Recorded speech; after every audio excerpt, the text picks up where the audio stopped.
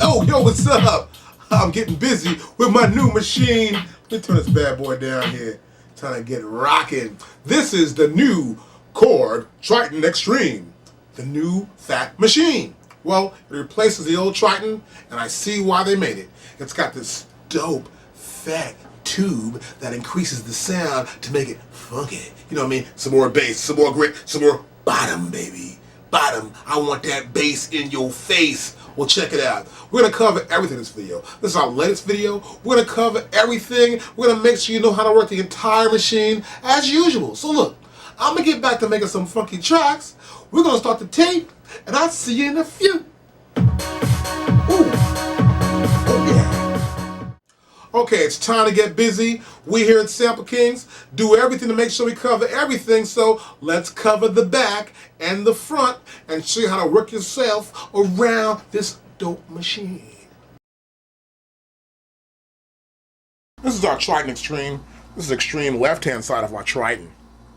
Now, what they've added compared to the old Triton, they've added this new thing, which is our valve force, which is controlled by our valve force key right here. We can turn it on or off. See light up there?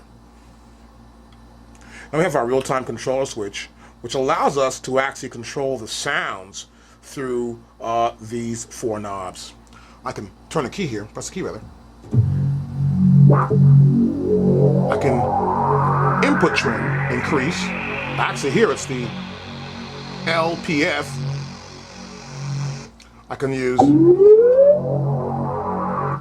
this resonance and high-pass filter. This is the EG intensity envelope generation. And we also have our release here. And that corresponds to where the first light is at. I can switch here. These are assignable. You can assign these to the controllers. And here, this row below here is for our valve force. We'll turn the valve force on. See that? And here, boost with tube gain. And more output, or less output. You can make it a little gritty too. See that? That's really cool. Now also, we have our joystick. We can pitch bend or modulate. We have our switches here, and a ribbon. Above that, we have a trapdoor. We'll turn this switch out that way, and pop it up. And here, we can add more memory. Now you can max it out with 3 32 meg RAM boards. Now ours comes with 16 megs. We can also access any mode we like here with this section, our mode section. We can go to combi, which are combinations of sounds.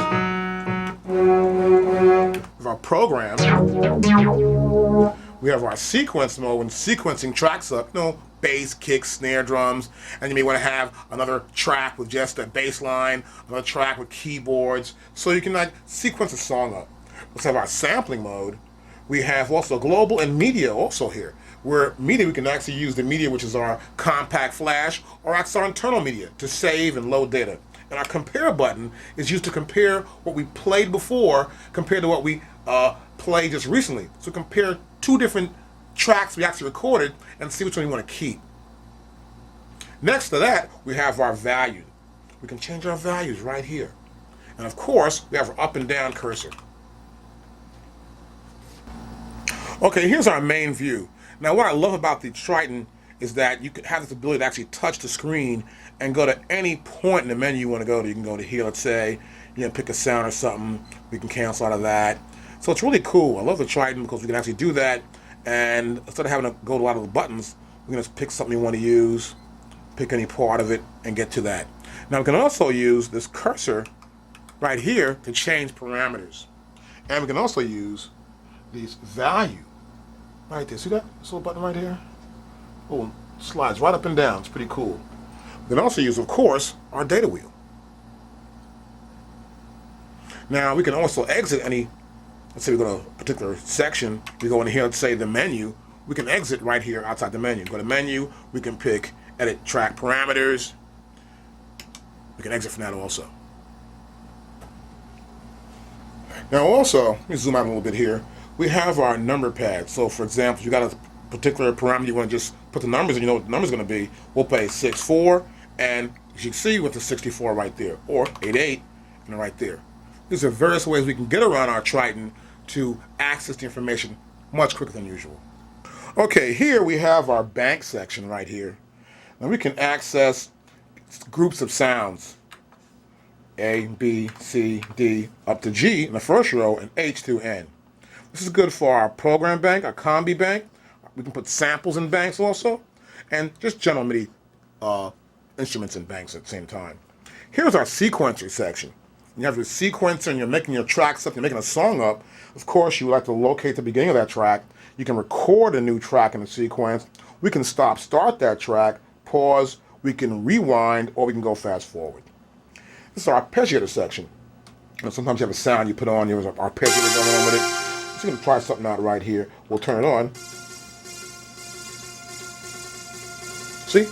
And we turned up the tempo. We have a gate. We have a release also. See that? So we can actually control our sound with our arpeggiator section. Now here also, you turn on off right there. And here's our sampling section. We can arm the sample.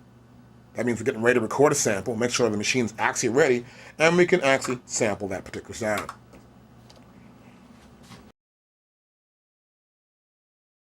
There's the back of our Triton Extreme, as you can see here.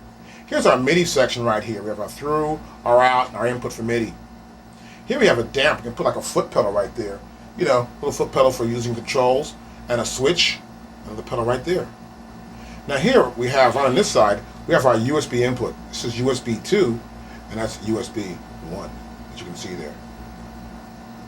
We also have a input and output here for our SPDIF. And here we have our audio input section. We have 1 and 2. Now right here is our gain. We can gain the amount of input going into our Triton Extreme. We also have right here, as you can see, this switch, which goes from mic to line. And over here we have our audio output. Now these here are individual 1, 2, 3, 4 outputs we can assign for audio output. And here's our main stereo output right here, which is our left, which is generally the mono if you want to use one cable, and we have our right, when you want to get a stereo field going on with the left and right. Now it's important to have the right power plugged up into your Korg Triton Extreme, all right? With your cables in tight and not very loose, all right? And make sure that you have this actually set to a ground, like some sort of like a box that has some sort of circuit breaker to it, so nothing will happen to your Korg Triton. It's very important. Read the manual for more information.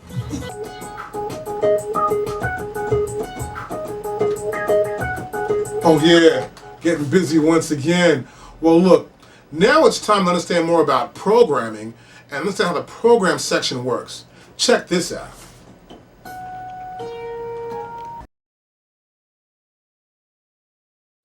Okay, here we have our Korg Triton Extreme. We're going to go right into our program mode. Now in program mode, it's really cool. We have our sounds we can choose.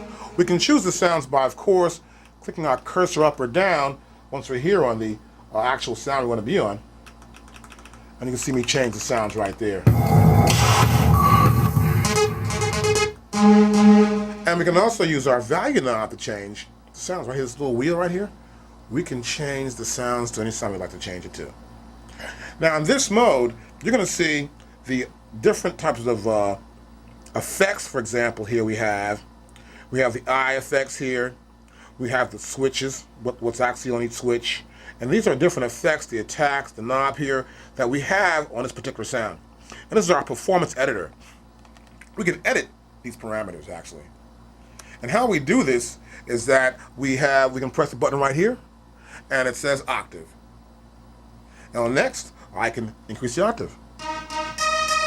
Or lower it. Hitting one key, see that?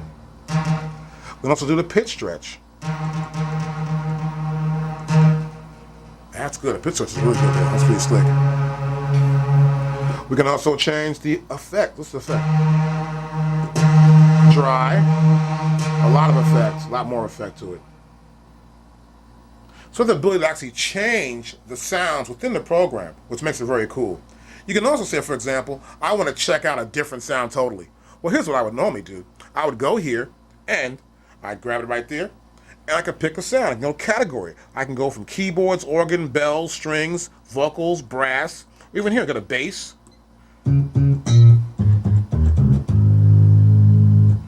Or I can go back to motions. Or let's go back to keyboards and select my sound. I select it, I press OK, and I have the sound I want to use. So here in program mode, we can play that one particular sound and we can adjust it and get that sound to be the right way you want it to be. We can also actually save that sound. We can go here to write the program, and we can write that program into our various banks within our Korg Triton Extreme. We can select the sound we want to maybe fix it up and change it around a little bit and pick it how we want to use that sound. We can say, okay, I want to save that sound. We can pick where to save it back at. We'll save it here, press OK. And the sound, you sure, you can press OK, and the sound is saved right back where it's at. Or you can select a new bank and save it to a new user bank, which is an unused bank you have right there in your Korg Triton Extreme. We can also change our arpeggiator. For example, some sounds you'll notice, you'll be able to play those sounds and have a little arpeggiator to them, or they won't. Like here, for example, no arpeggiator, I'll press the arpeggiator button here on my Triton. We can go here to our arpeggiator, and we can select different types of arpeggiator settings.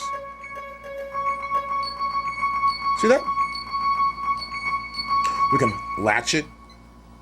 We can sort it. We can change the resonance.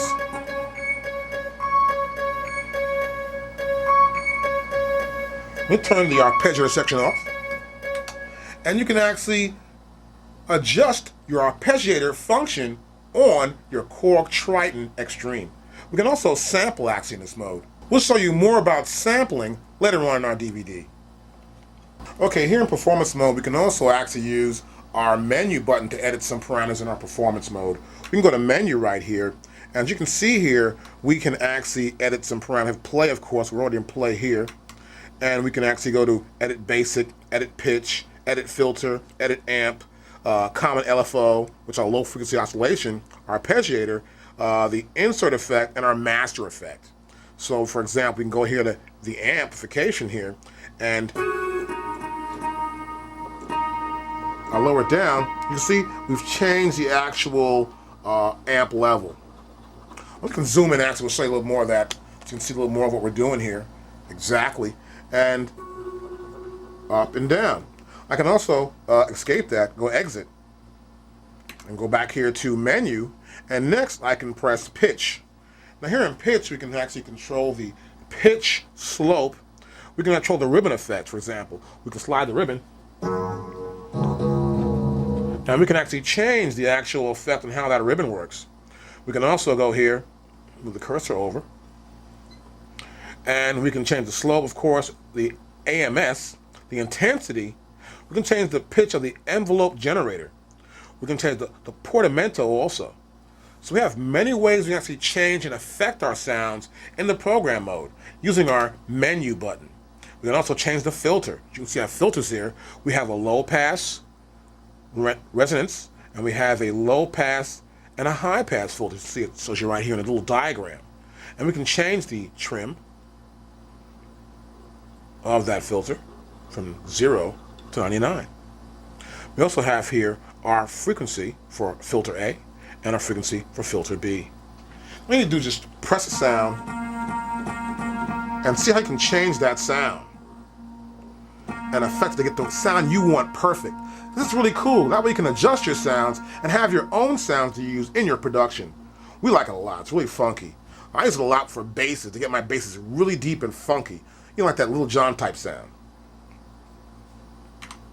We can also go back and go to our master effects. Now, most sounds in our Korg Triton Extreme have master effects on them. As you can tell, you can hear some sort of reverb or some effect on those sounds. And here we can actually, I'll play a sound. I can go to parameter here. I can either lower this, see that? Or turn it up more, get more bottom in that sound. It's kind of cool for when you get more bassy in some other sounds. I think they're not too bassy already or don't have enough bass at all. We get mid-range. We can get a high master EQ gain. So you can see we have the actual MFX1 and the MFX2 sends. They're like sending, this is on right here. I can turn it off, I can turn that off too. See, it's different now. Turn it back on. You get a little Hall effect, get the plate going at the same time. I can even change that effect. See, I put a limiter on it. Now once you get an effect we like or get some settings we like within our Korg Triton in our program mode, we can actually just say, okay, we'll keep it and it'll remain there. We can exit and we can actually save that sound to our user bank. Okay, program is kind of cool, right? Now we'll check out combi mode. Combi mode is kind of really cool. You actually have, one sound on one hand and one on the other hand. You have a bass here, a keyboard here, or you can have multiple sounds. You have a combi mode here, and we've got some. So I got a moog thing going here, and a string here. So you can have 2 different sounds, or more than 2 sounds.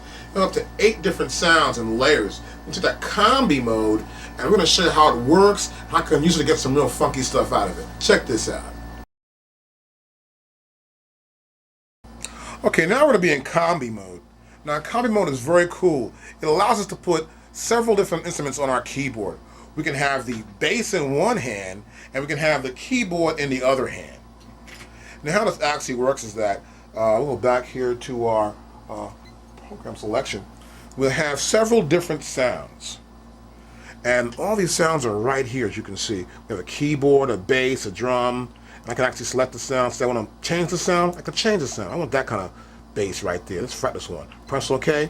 And I've changed the sound here, which is now the fretless bass. As you can see, it says fretless bass right here. We have the drums. I can change my drums to be any kind of drum I want, or I cancel out of that. I can go here to have other drums added into it, and they're all on or off. Now here these are nits, mean they're in, and then, as you can see here, it could be off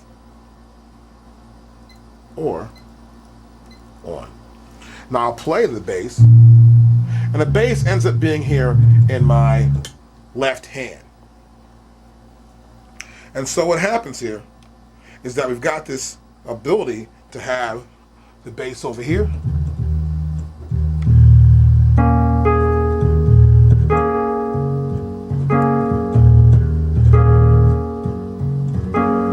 Have a keyboard here and a bass on this side. It's really cool. It allows us to split our keyboard up and have 2 different sounds at the same time, or more than that many.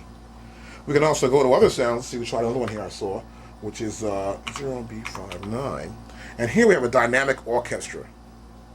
Now in this dynamic orchestra, we're going to zoom in for you, and you'll see that we have many different sounds here, for instance. There we go. We have many different sounds right here.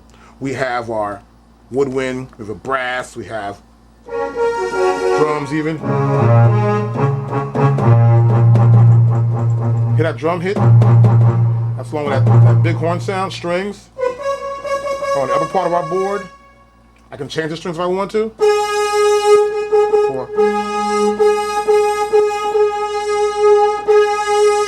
press OK, I changed my string there, see that? We have the brass. We don't pick any part of the category you want. We can go to, why have a string? Let's use a keyboard instead. We'll go to keyboard, press OK.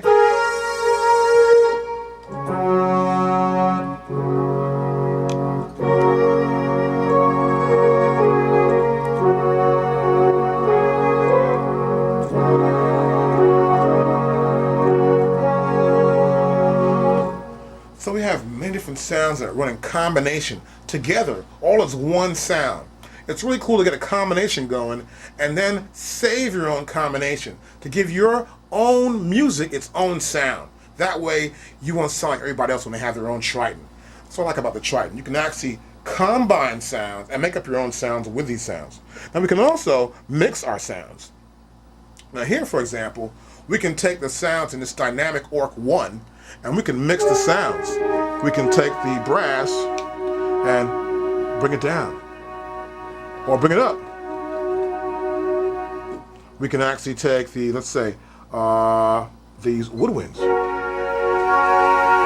you get it much clearer and bring them up. So we can mix each sound in our combination and give it the right flavor we want that sound to have. It's really cool when you want to combine basses, for example, and you want to get a nice deep bass hip-hop sound or one for your club beat. What I suggest you do is to get a nice bass, you call a bass up, and then you get combinations of basses and save that program, and that'll be your particular bass sound you want to use. For certain songs, of course. Now we can also not just mix, we can change the arpeggiator function in some sounds. Let's pick a different sound here. Let's use let's see, and we're going to go to okay. Octopus comedy.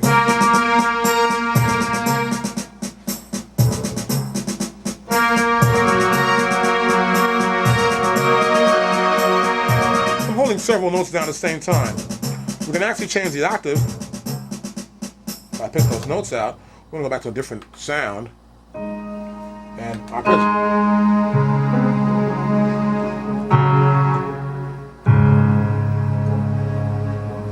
I can change my pitch of my arpeggiator. Let's go back to it.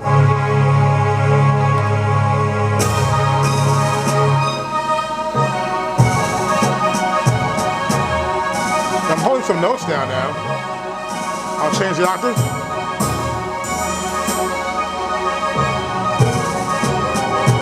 Now I'll change the sort. Turn the latch off. Now I'll sort by the highest note here. Key sync. So key sync right here. Latch works with key sync, as you can see.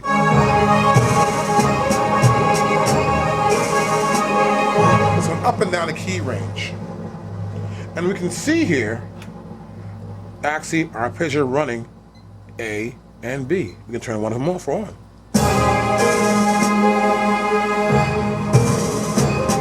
And we're going to B or A. See? We'll turn it back on here. And we can actually affect the arpeggiating motion using this arpeggiator edit window. It's really cool. And of course, in combi, we can also sample also. We can sample some sounds in also. Now, it's really cool, of course, when you've got these arpeggios going, you've got that happening. And you can also, let's go back to the actual main combination screen. And you got these different sounds. Well, sometimes you want to have some sounds activated more than others when you're actually in this combi mode. What we'll do, we'll go to main screen, and we have a zone. How this works, you can see right here. Let me get a pen out right here, right now. And you're going to see that we have these various sections that each sound is going to be in. Here's the sound right now. It's covering this one area here. This other sound's covering this entire length of this area here. This one's covering this one zone. So certain zones of the keyboard are being covered by certain sounds that are on or off. And you can see that here. Like, for example, here we have C. I'll move the cursor button here. We'll see the little arrow move down to the next actual sound, which is this vocal sound. And its range is only right here. We go to brass, and its range is only from here to there, which is a pretty long range, actually.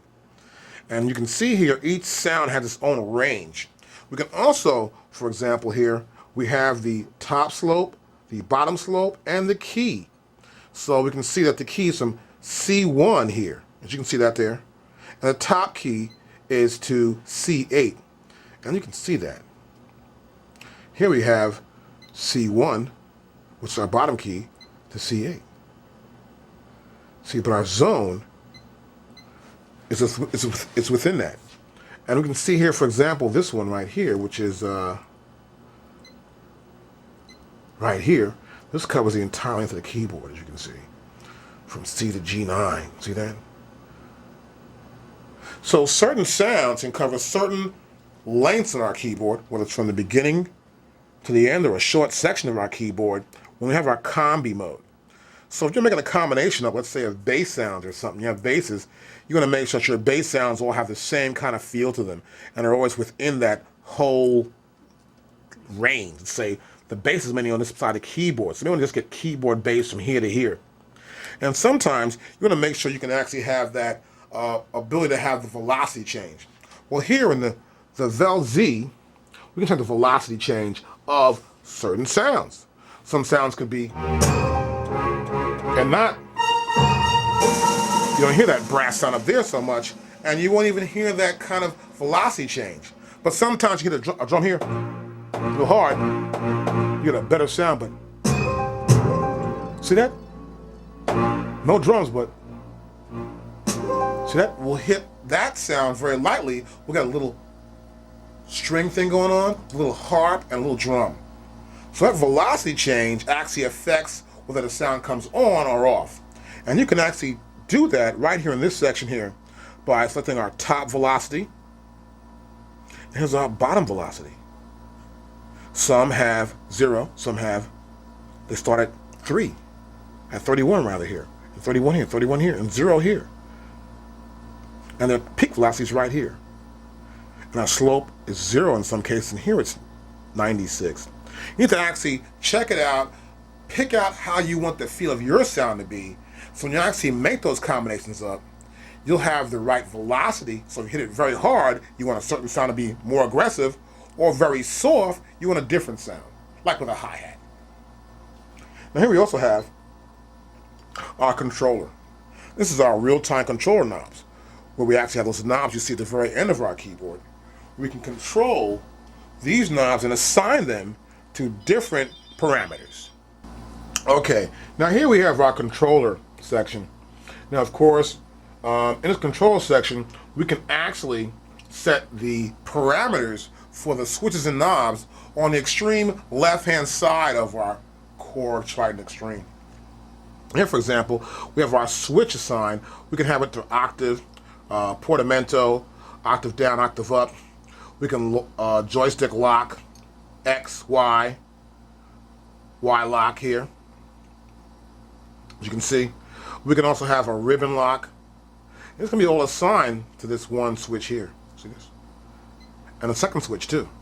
We can also assign the real-time knobs, which are located to the left of our screen, which are right over here. So this is how we can assign it. See here, we have this assign right there set up. That's A, B, and C. This is B right here. There's 1, 3, 4, one for each knob. Now you go back to our main screen here, you'll see that we can change the parameters for every single one of these knobs. Let's pick a different sound here now, for example, in combi mode. I'll go back to combi. I'll pick this warm orchestral string. I'll go to menu. Now in menu, I'll click on P4, which is edit zone. And next, I'll go to the controller. Now here we're on controller, as you can see, and it already has this preset for it. I'm going to turn this to expression for my first knob. Now I go to my first knob. See, and my expression can change. I'll turn this first knob.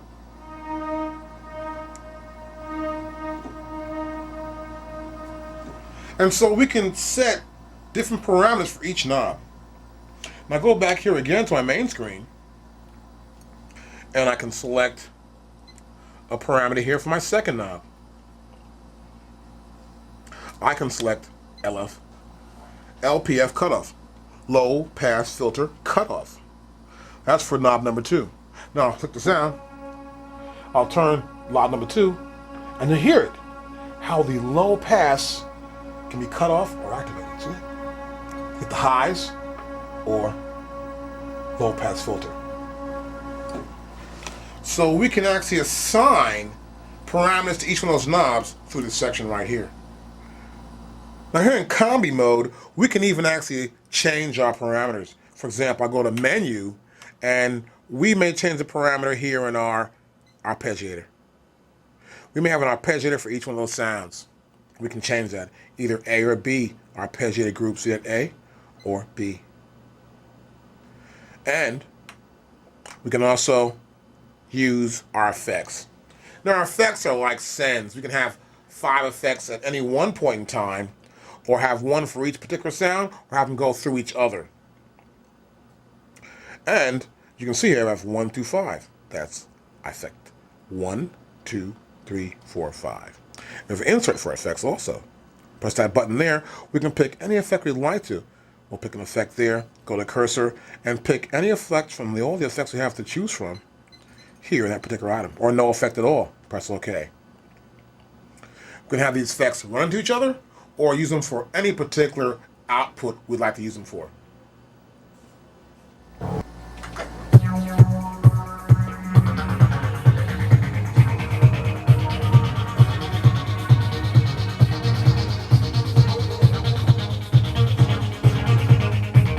Cool.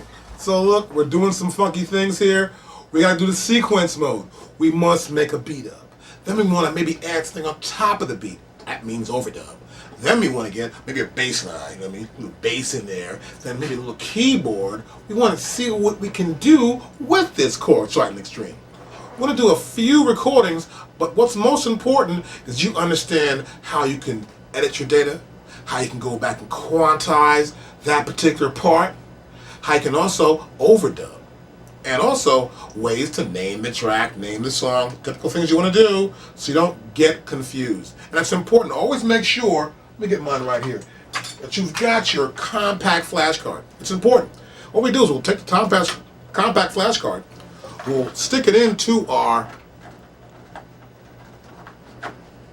there it is right there. I can't even feel it. Let me put that in there. It goes right in there. See that? You put that in there before you start. Make sure your compact flash card's in there. Then you turn the power on because we want to save the data. We want to save it right back down to compact flash. Remember that, okay?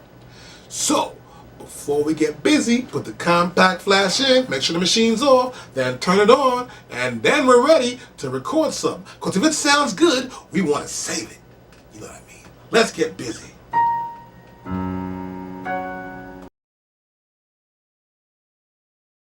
Okay, now we're in sequence mode. Now remember, we pressed the sequence button earlier. This is the mode we're in, and this is the view screen we're going to see. Now, as you can see here, it's got this default setting. We've got all the keyboard, okay? You can select any sound you want. We have up to 16 tracks in this total sequencer. It's really great.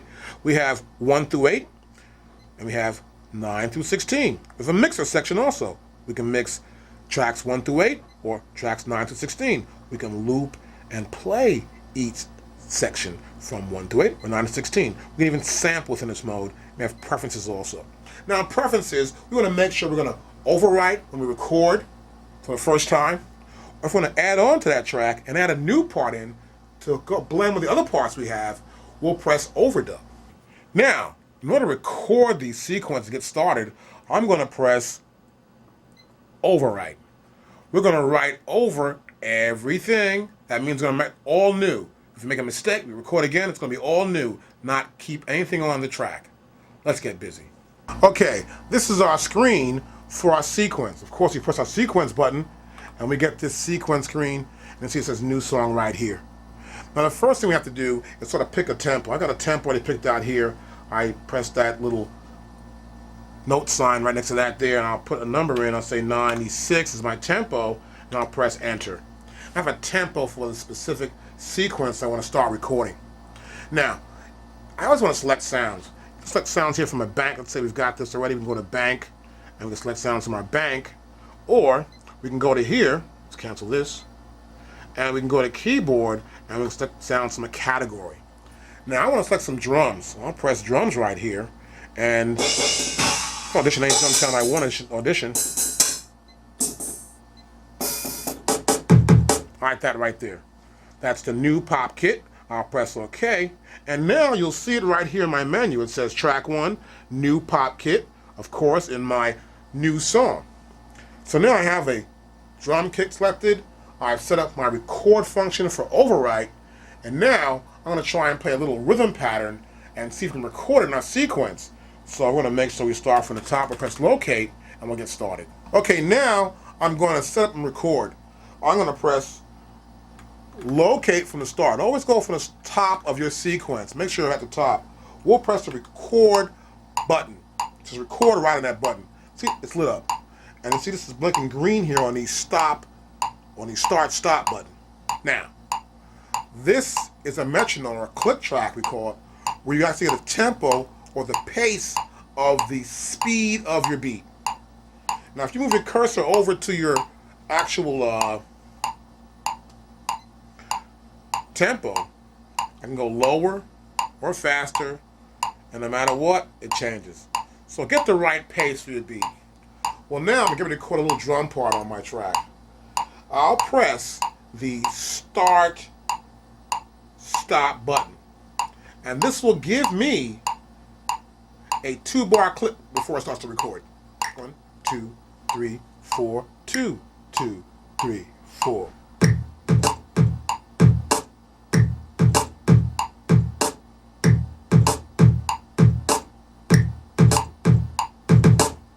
I'll press stop. Now, it stops there at the end. I'm going to press locate. I want to play that back.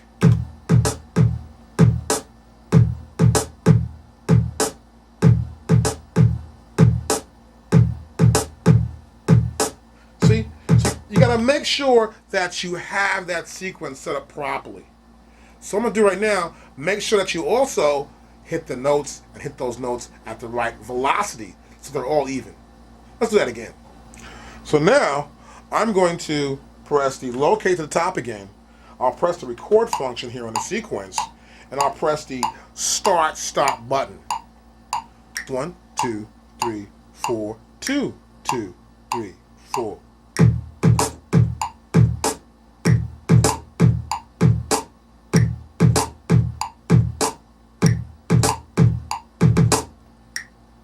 And I'll stop. Now I'll press locate and start.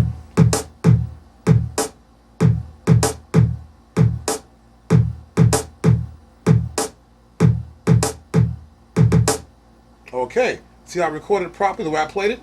That's because we have our quantized value set to the right value, which is right here, our resolution. But next, I want to do an overdub first. We're going to do an overdub, meaning we're going to add to this track. We've got the kick and the snare. Now we want to add a hi-hat. Let's find a hi-hat. I like that one right there. I'm going to add a hi-hat. I'm going to press my locate button, make sure I'm at the top again, right there. And now I'll press the preference. See that? The preference button. Now, as you remember before, we were in overwrite. Now we want to add to the track. We're going to go to overdub. We're in overdub, right? Now we're ready to record this new hi-hat part. Let's do that. Okay, now we're going to record the hi-hat in. I think it's right there. And we're in overdub now. So make sure you hit the right velocity. That means each time the sound sounds the same level, all right? So I'm going to press locate to start from the top of my track. I'll press record right, and now we get a metronome again. A little click track right there. We'll press 1, 2, 3, 4. 2, 2, 3, 4.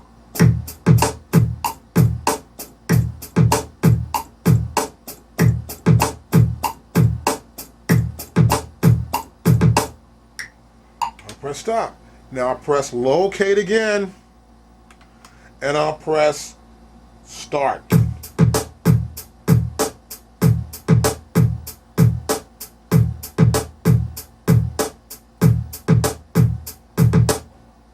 Now we got it going on there. That's approximately 4 bars. I want to make it loop. Let's make it loop. Okay, now we're going to make that drum beat loop. We're going to go here to the bottom view. We got the PLY loop, 1 through 8. Press that button there. We got our drums right here. Press that button right there. We've got to select some bars here now. We got the top measure to the ending measure, the start measure to the end measure. Now watch this. We're going to go to here. We're going to start from 1. We're going to go to 4. We're going to do a 4-bar loop. Loop is activated. Now I'm going to go back to program. I'm going to press play start next. Now we'll press play start.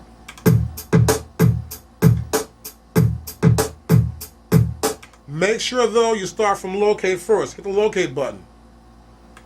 And you make sure you're at 1. You see right there. I'm going to hit it now. There we go. 2, 3, 4, 2, 3, 4. See that? Right back again.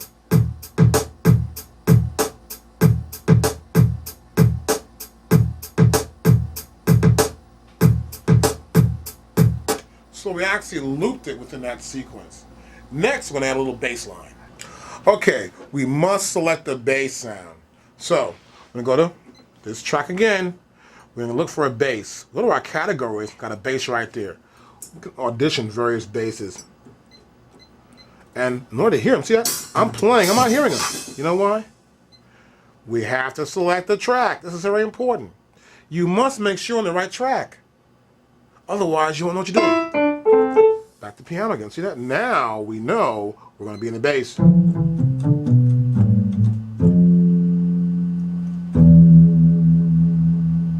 Okay, now we'll find a good bass line you want to use right here. Let's go with this fat bass. We'll try that bass right there. We'll press OK. And next, we'll record a bass onto this track. Okay, now I want to record a bass within the sequence. Here's what we're going to do right now. We're going to press locate. We're going to press the preferences. We're going to make sure we overwrite on that track. That's very important. Once you start overwriting the track, we're good to go. Now, we'll go back to that sequence, press locate, we'll press record, write, and now we're able to record a bass line. Now I'll try it. 1, 2, 3, 4, 5, 6, 7, 8.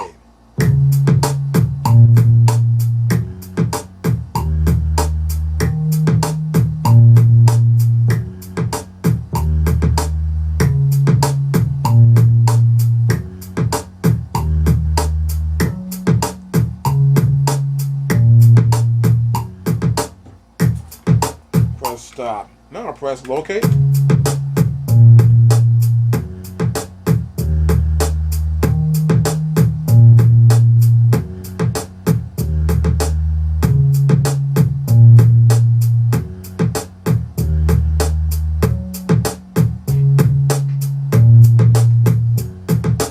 Record everything.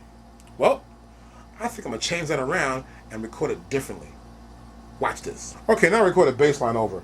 We'll press record right, then start.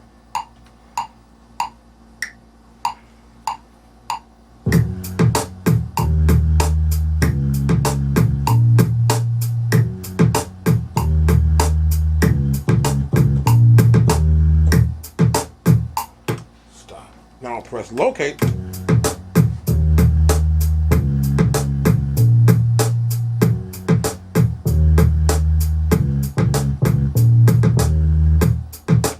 Okay, let me make sure our quantized value is right. Now, that might be a little off for me. In order to correct the quantized value of anything you're trying to record, you need to make sure you have the proper resolution of the quantized value. Let's check that out. Okay, now I want to check my quantized value. First, I'll press menu. On menu button, I'm going to press my track edit. Now here in track edit, we can see the two tracks we recorded already. We can see the drum and the bass. Of course, the cursor right now is on the bass track. That's within this measure here of 1 to 4, as you can see right there in our track edit screen. We'll press the top menu part right here in the corner, and you can see I have many parameters I can actually use to edit the data in this particular track. So I'm going to do the quantize editing right now. I have from measure 1 to 5. Or actually, that's a start of 5 right there. And so, as you can see here, we can quantize the entire region, those 4 bars, or with anywhere of those 4 bars, from the 1 measure to the 4th measure and the 191 click. Well, here, we can select all. We can do the notes only, the control only, the aftertouch, the pitch bend, or the program change. In this case, we're going to do all those parameters. And we want to set the actual quantized value to be 16th notes. All right, watch, I can put it to actually make it read just quarter notes. Right there. I'll press OK. Okay, now after pressing OK, and I quantize the value of this track, this bassline track, I'm going to play it back. Make sure with the problem here, I'm going to hit locate. Always hit locate from the beginning.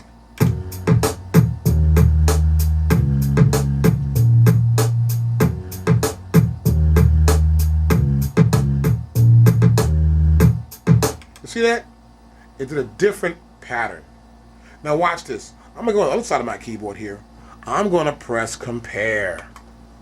Now, I'm going to play it back again. I'll press locate, let's just start from the top, and then we'll press start, stop.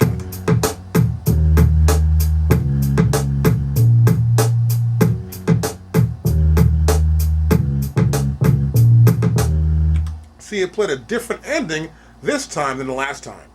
Because I used a quarter note quantized value, it quantized that note to the nearest value I set the quantize for. So, compare is great to use to compare whether you got the right quantize or whether you played it properly the way you wanted to actually have that part play. And this way, if you like it, you can keep it, or if not, you can erase it. Okay, we've got our bass line recorded. Next, we want to make sure we loop that bass line along with the drums. So I'm going to go right here to play loop 1 through 8. So I got my loop on. And I want to make sure that I do a 4-bar loop like we have here for the drums. I'll go back to there, and I'll press locate to make sure I'm in the right spot and press start. Now once this loops, and you know it's going to loop, we're going to go to our next part. We'll follow the same procedure as we did before. Okay, she's looping good. There we go. Now 7th bar, 8th bar. Now I like to do a lot of times too, let it loop and then pick the sound out and play along with the actual track. Okay, now I want to select the sound. I'll go here to track, select 3 as we did before, new sound. I'll pick a new sound to play here. Maybe we'll get something like a keyboard. We'll go to play. We're going to locate first, then play start. But first I press OK. So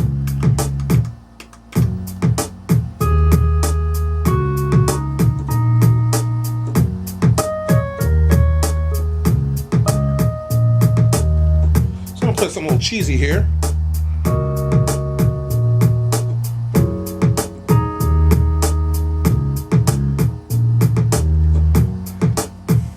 Now, I'm going to go right here and we're going to press locate.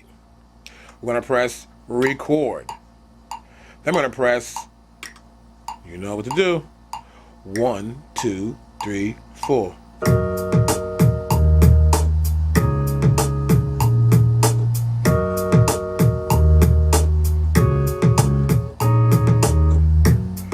So I'll press stop.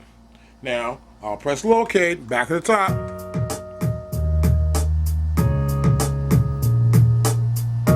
Okay, that's good.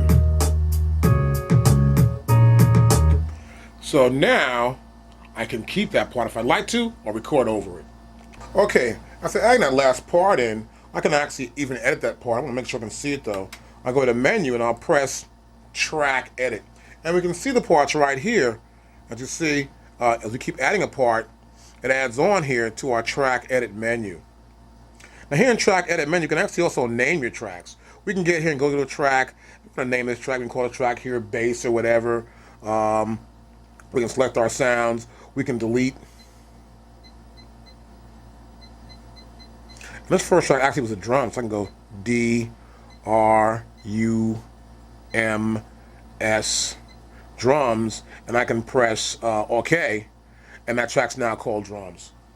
So you can name all your tracks. It's important to always name your tracks as you go along doing your production. It's very important. It keeps yourself organized and you know what's on each track as you move along.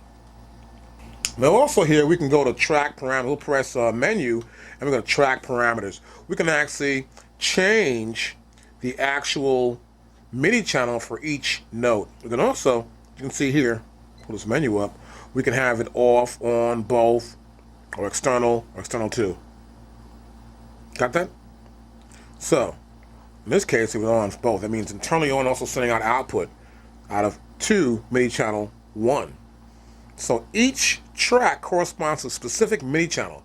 So you got an extra sequence or an MPC 2000 or MPC 1000 or 4000, say, or another sequence involved, you can actually send this data back out to that particular sequencer out of whatever MIDI channel you select to go to. That means we're here going to MIDI channel 1, 2, 3, 4, 5, 6, 7, 8, up to 16 different MIDI channels for each selected track. And this is 1 through 8, and of course, this is 9 through 16. We're here in menu, we go to track menu, and we can go here to pitch. See, we're in pitch right there. We actually change the pitch of some sounds also. I can go back to, let's say, edit. Go back here to, we'll pick the bass line, and we'll solo on, we'll press play. And the bass line is playing by itself because it's soloed. I can go to menu. I can go to track parameters. I can go to pitch right there. The bass is right here. I can change that information on that bass. I can change the detune a little bit. I can go right down here. Let's put it right here, for example. I can change the bending range. I can transpose that particular sound. Click it right here. And do that over here.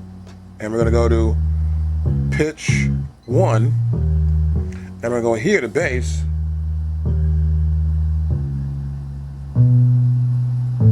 See that? We can change the pitch of that particular sound if we'd like to. We can detune it slightly if you want to. So we can change the data within the sequencer. Or actually just make it so it fits a particular, let's say, pitch you're trying to get. In case you got a sample, it's a record sample that's not so much in tune, you can tune it up with the new Korg Triton Extreme. It's a really great system. They also change the bending range also at the same time, as you can see right here. We have other parameters right here also. We have the use program scale, which is like a scale like do, re, mi, fa, sol, la, ti, do, like a major scale or a minor scale. We can change the scale setting and delay actually to a particular track. We can delay that sound. That's a real, see that delay there? I delayed the bass sound. You see that? We can delay it a little bit behind the beat to give it that kind of feel that you want to have it. So you can do many different things in our sequencer section on our Triton Extreme. Okay, now we've got this thing. This is my compact flash right there. And we store our data right down in our compact flash. So before I start doing sequencing, I usually put my compact flash in first. So the first thing you do is to make sure that you cut your machine off first. And then, once you cut it off, you're going to put this inside. Then turn and power it back up. That's the way to do it. Okay, you know, in sequencer mode, we can hit that menu button. The one that's to the right of our view screen. That menu button will open up different areas that we can actually look at the editing of a sequence. We can edit our MIDI information. We can also at the same time add effects to our IF effects or to the master effects and many more things. Check this out. Once we have our sequencer section up, after pressing sequencer, you can actually change some parameters and edit some parameters in our sequencer section. I'll press the menu button, and now we can see here we have several options in our sequencer jump window. We have the play, record, our cue list, we've got a zone, our track edit, and our insert effects. Now, the main window actually takes us back. That's the play and record window. Back to menu. And next we have our cue list. Now the cue list means it's pretty obvious. You have a song right there, let's say you got one there. Let's go right here, and we can put the next song there again. As you can see, continue step 1. So we can actually have that. We can insert that there, as you can see. And I inserted that right into the track. It's pretty simple and easy to do. Press menu. And next we have our track parameters.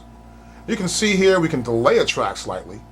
That means delay it from where it actually is at. Now if you're talking about Scott Storch stuff, he somewhat delays sometimes some instruments away from the beat. So it has almost like that record kind of like out of sync feel almost, but it still sounds funky. We also have here use program scale. Now a scale has to deal with the scale that we use, a temperament, which is right here. Like a normal scale is like a scale which is like a major scale. Do, re, mi, fa, sol, la, ti, do. And you know what I mean. And other scales can be like Arabian scales or Egyptian scales. So in this case, you really don't need that. And this is a great window, though, to help you understand more about the Triton track parameters. Of course, we have the OCS, and we have our pitch. We also have other information we can actually control. We have MIDI also. Of course, this MIDI means that we have MIDI channel 1 corresponds to track 1. MIDI channel 2 corresponds to track 2. So we can actually even change this information and make this particular sound here can be read from here. See that? That's 2. So that means that these two sounds will both be playing the information data of MIDI channel 2. And now it's back to 1. Next, we also have our MIDI filter. Now, when the Korg Triton Extreme is actually turned on, this is the default setting where everything is enabled, and you can actually receive information and send information on any MIDI parameter you'd like to. For example, we have here enable switch 1, enable switch 2. We also have the foot pedal or switch. We also have the enable other control changes. Now this is for bank. Let's see what that's for. That's for bank 4. That's MIDI 4. See that? I can go to MIDI 3, and here we have real-time controllers, real-time controller 2 knob.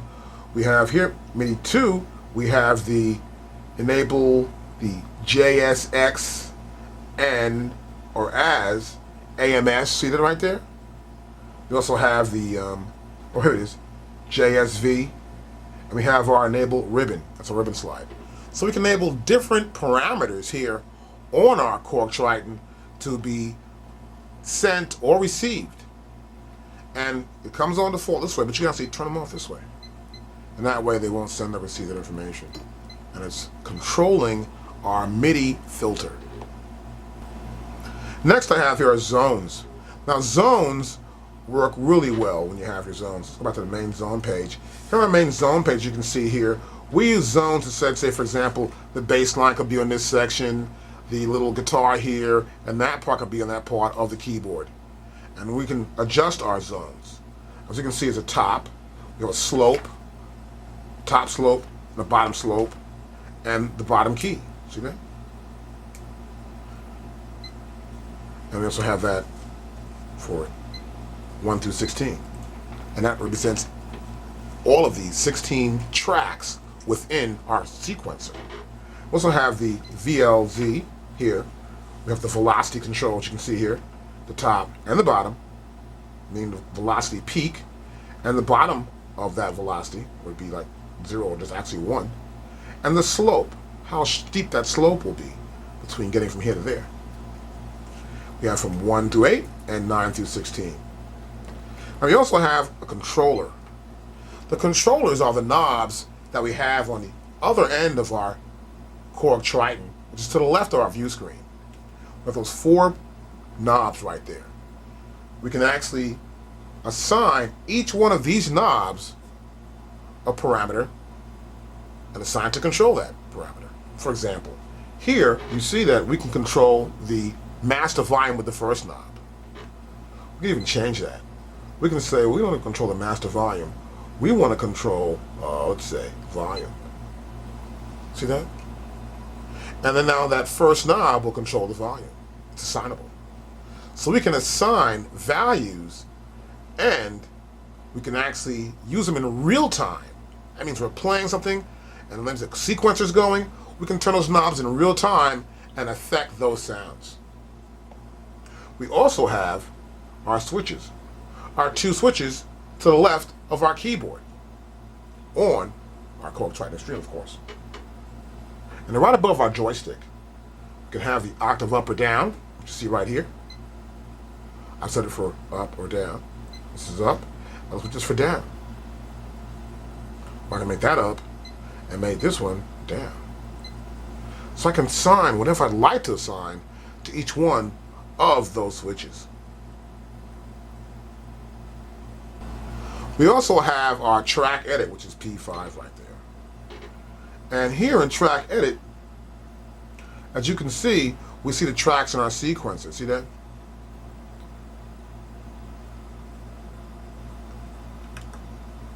Right there and right here. And we have these tracks. You can go any track you'd like to, say 3, it moves to 3. See that? We can pick any song in this editor if we have more songs in here. We can pick the resolution. So, and also actually the tempos here also, and our master meter. And we can also see the sequence information as the track goes by. We can also name this song again, or name the tracks within this track editor window. Some things you can actually do. We can do the tone adjust from 1 through 8 and 9 through 16. We have tone adjust 3 and 4, and also 5 and 6.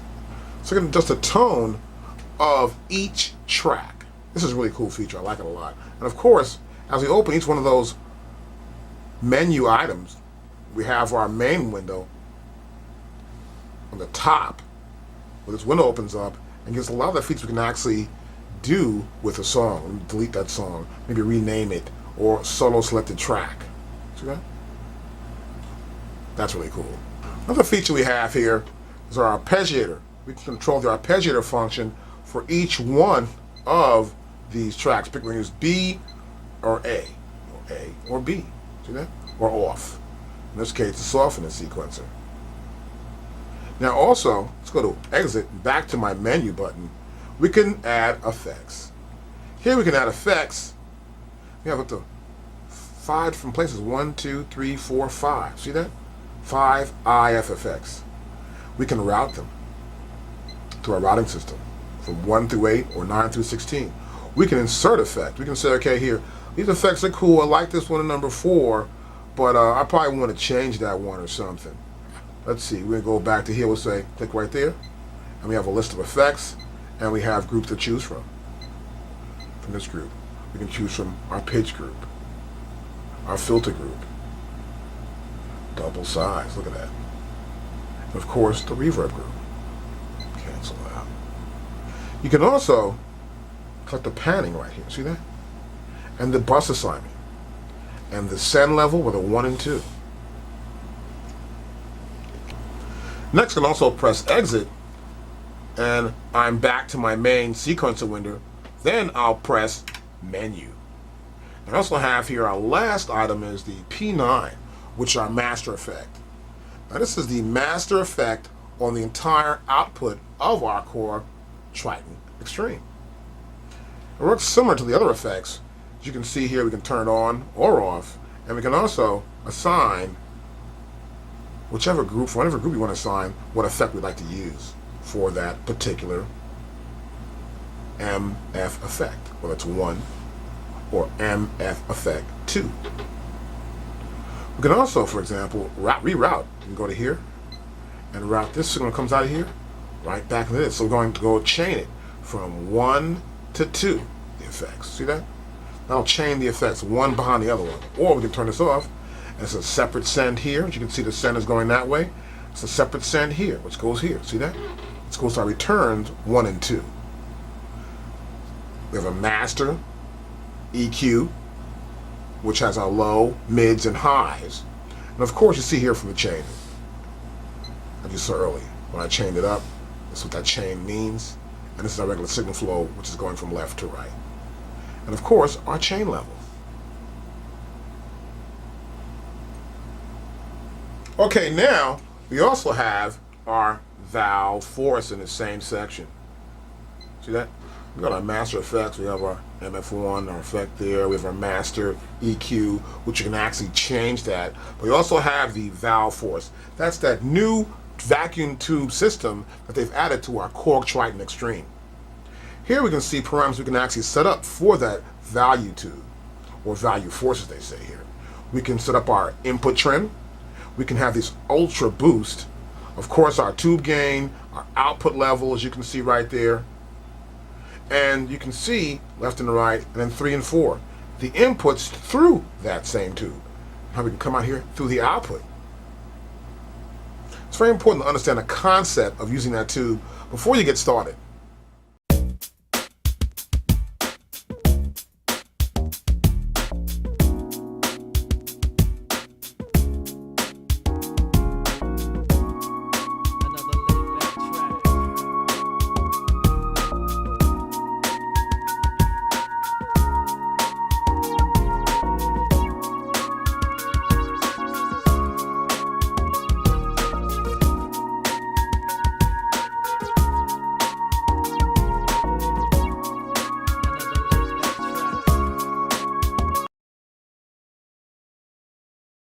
It should do it tomorrow, maybe. Not too sure. Yo, what's up? Well, it's time for us to sample. We must sample something. We got to grab something, sample it, and put it into the system and use it. Now, we're going to get real funky now. We're going to use samples from all kind of places. So check this out. We're going to get funky. Give me that turntable over there. Get those cells behind that couch. And get that one over there in that girl's lap. Okay, now remember, this is our audio output. This is our right and our left audio outputs.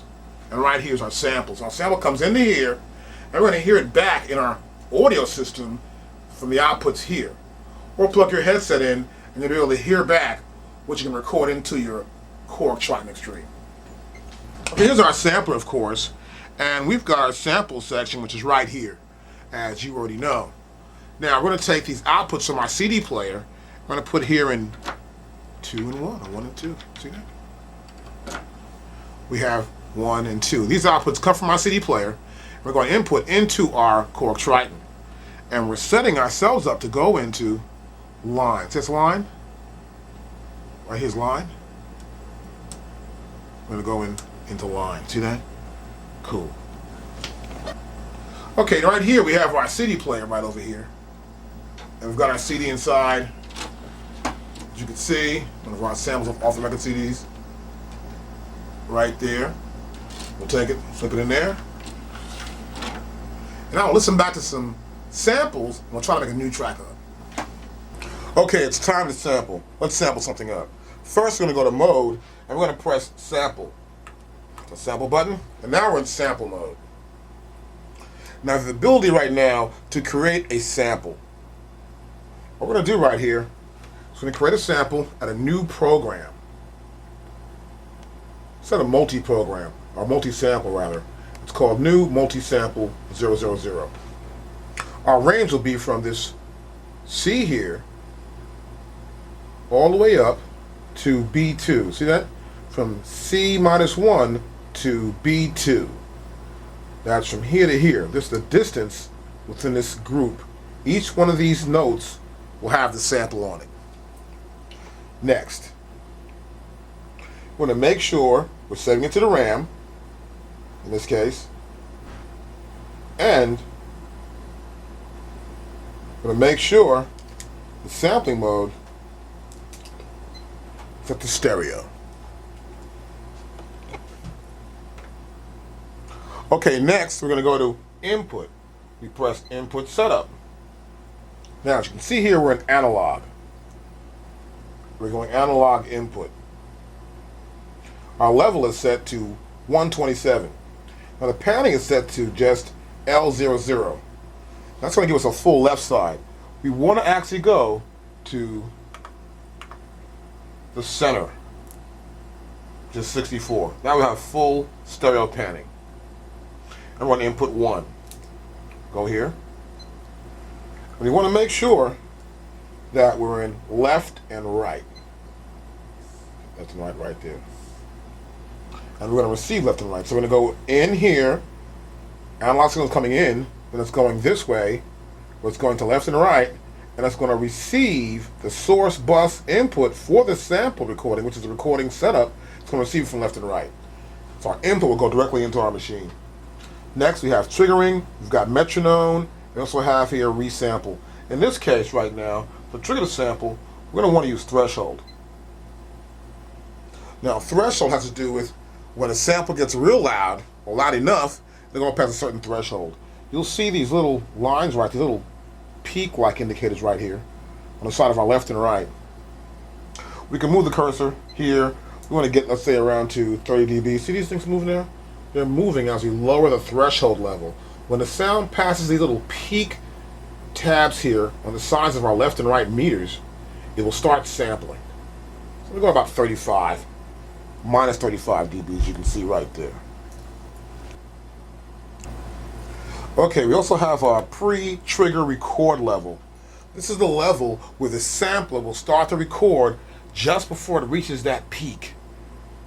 So that way we can get the full first bass drum or the first hit, so you don't miss that little bit of the start of the sample. And it gets recorded also along once it passes peak. Once it passes peak area, it'll continue recording, but right before it records, we want to get about maybe, 5 5, 6, or 7. I don't know if it's 6 milliseconds prior to it reaching that peak. That's important to set that up also. Next, as I said before, we have a sample. Let's start turning the sample on right here. Let's turn this on here. I'll pop it in. Okay, we got samples coming in. In order to hear them, we have to press the sample start. Sample record. Now see that? Some sample record. You can see what happened here? Recording level was way too high. Way too high. We gotta bring it down. And notice also here, it's only on the left. Well, now go here. That's the default whenever you go into sampling. Make sure you're in left and right in center position, which is right there.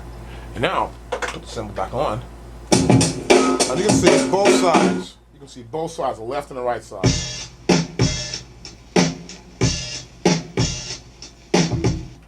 Now, if we're too loud, what happens here is that we go past the peak.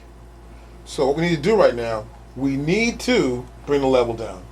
We'll use the input button on the back of our Korg Triton Extreme, next to the input, and turn the level down.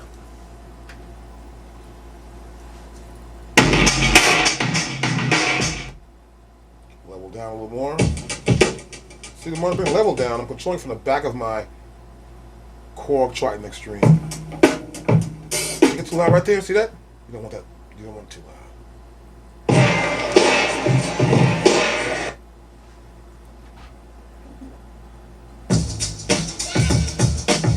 Now I'm ready to sample. We'll just hit record.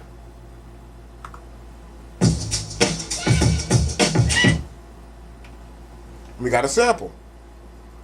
We'll press stop. And now we'll check the sample. Okay, once we have our sample, we may need to edit that sample. Let's go back here. And we're going to press menu. We'll hit edit loop. As you can see, that's our sample. We can make it a little bigger to see it. And we can zoom in. Now the sample will appear on the first part of the keyboard. We'll show you that next. Now, as I said before, our sample is within the range of here from C -1 to B2. As you can see right here, that's the range of the sample. If I named it, it's called new sample. And now we're going to check it out. Here's our first sample. The rest of them are going further up in half steps.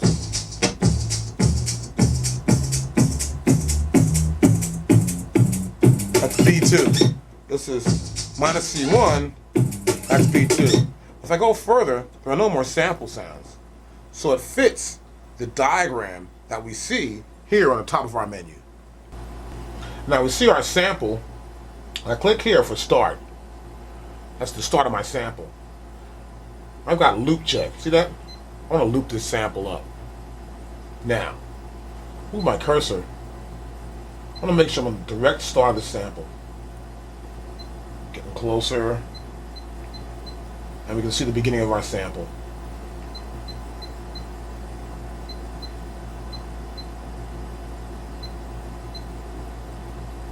And now we're going back here to loop end. And here on loop end, I want to make sure I have the end of my sample.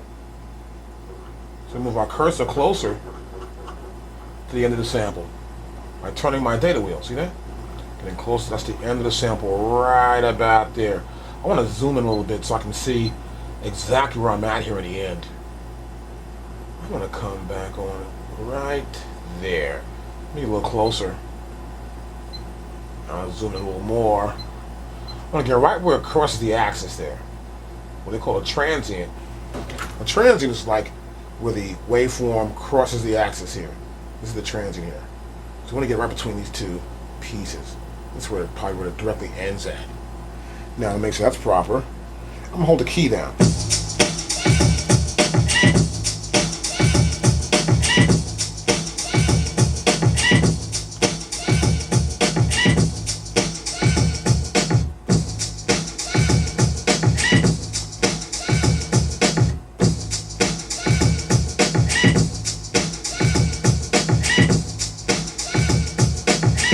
It's looped.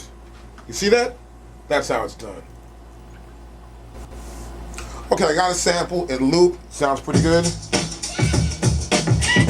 Okay, next thing I want to do now is I want to see the whole thing in a grid and get some idea of what the sample's tempo is.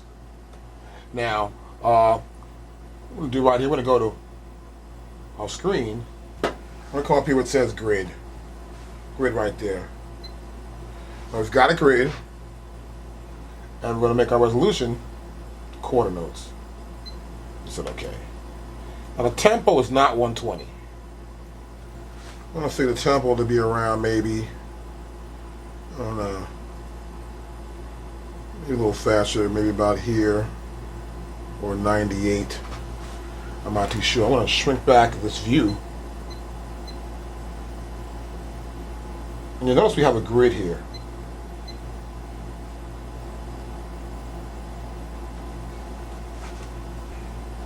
You'll see a grid within the whole sample area here.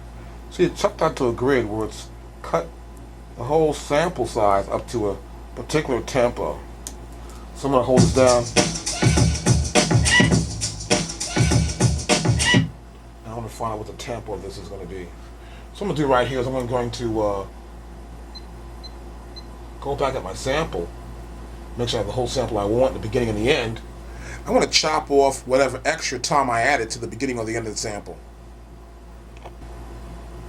Okay, now we're going to truncate our sample, which means we're going to take off some parts we don't want and keep what we do want to keep. We're going to truncate. And here we can see our truncate menu. We have truncate sample. It's a stereo sample, as we know. Start point and the end point. See that? Our start and our end.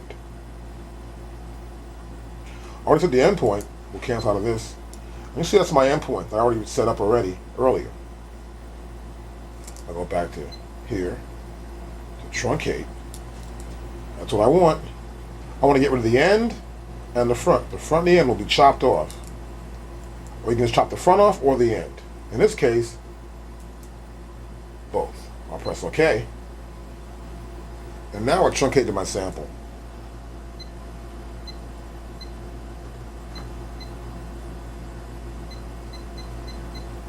Cool. And here's the whole sample. See it right here. That's our entire sample right there. Now, you'll be able to see these little lines going across in the grid. And the whole idea is to get it to be right, the transient, that line, the largest line, which represents a beat or a kick or something, or a snare drum, to be right on the edge of any one of these lines here in our grid. Okay, we've got our sample, of course, right there. We've added grid mode. We've also truncated our sample up.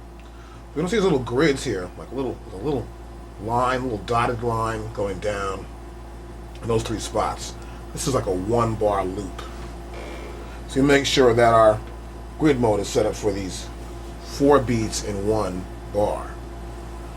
Well, I'm also set for 100. Now I know it's 100 because I've tested it before and I actually did the sample on the computer. This is the sample speed of this particular sample. And how we find that sometimes, we're actually using our Korg Triton Extreme. Once we put it in grid mode, and make sure these lines lined up on the transients, the part where the downbeat comes, let's say, like 1, 2, 3, 4, 1, and loops over there. So I can press the first key, and the sample plays straight through.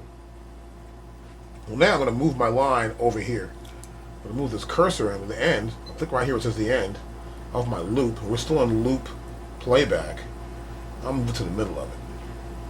Right there, when I'm right on top of that line, I'll press the first key, which is C-1.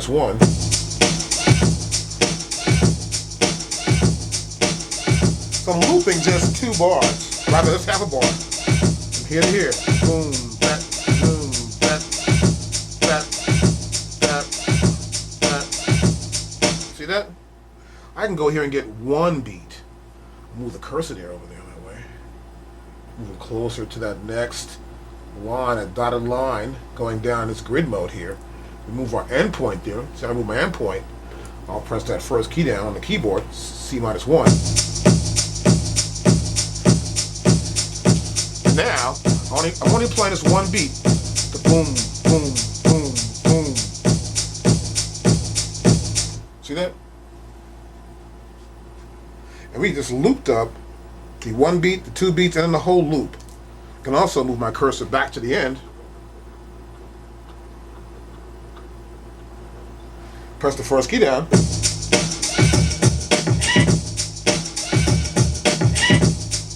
We've got our loop. Okay, now we're going to time stretch our sample. Very popular in music today. We'll take the sample and actually stretch it out some, so it fits a tempo or beats and bars. Here we go. We have a time slice. Click on right here, and now our time slice is being prepared. Okay, it gives us 102 as our time slice. We want that. We'll press OK.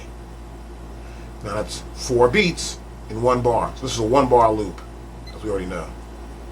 And now I'm going to go to save. Now here in save, if our time stretch, the source, the time stretch you want to use right now, and we have the program it's stored in. We're going to have it on track, right? It's going to be a track within this song. Okay. We're at 44, rather 4 over 4, which are meter, and we have the very first second of that track. We'll press save. And now we'll exit.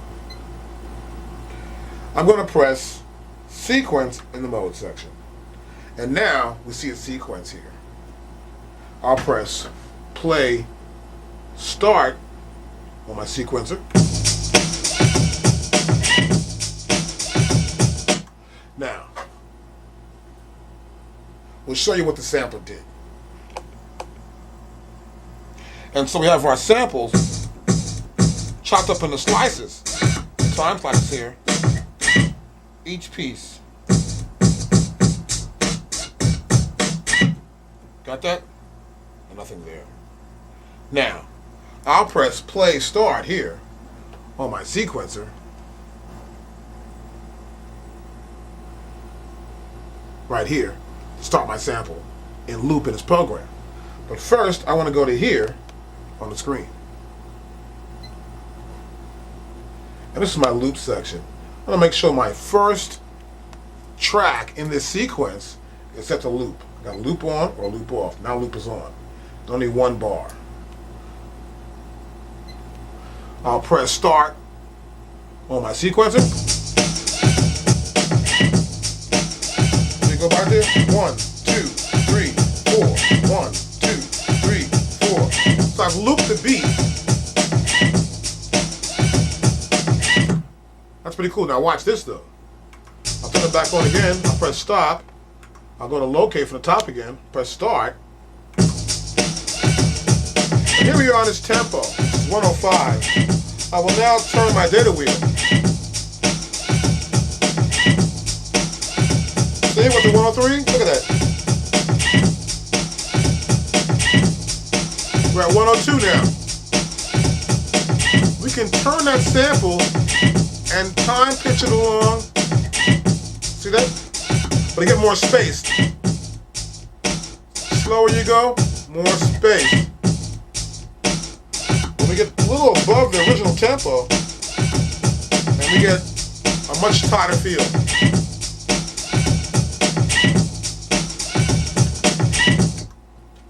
And we have this one loop, which is on this track here, the first track here. As you can see here, that's it right there.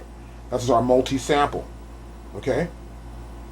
And here's put our last open user bank here in E. So that's E, where our sampling is. Now, I'm going to press OK. I can go here even, and let's say select the bass. Pick any bass along here, maybe if I like to, or pluck bass or finger bass. Press OK, and select a new track. What some guys are doing actually today, they're actually either playing a bass line or writing some beats to the actual sample. So I can add a sample or a loop to this with a bass line. I got a loop going on. I can make a bass line to go with this track. I can press record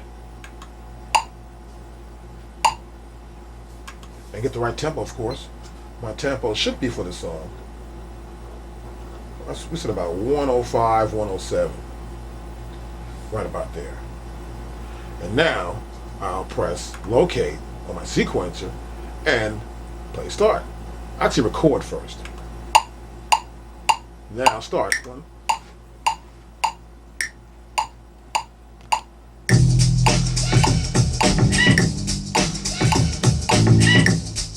So I want to just do that one piece like that. Next, what I'll do is I'll take that one part I forgot and locate.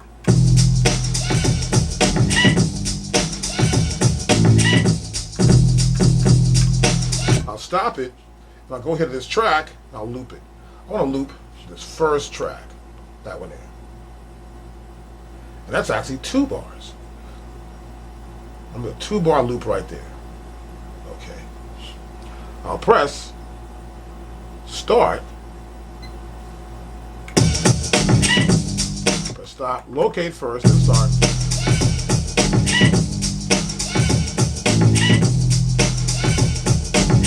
We got a bass line going along with our track. We can solo it.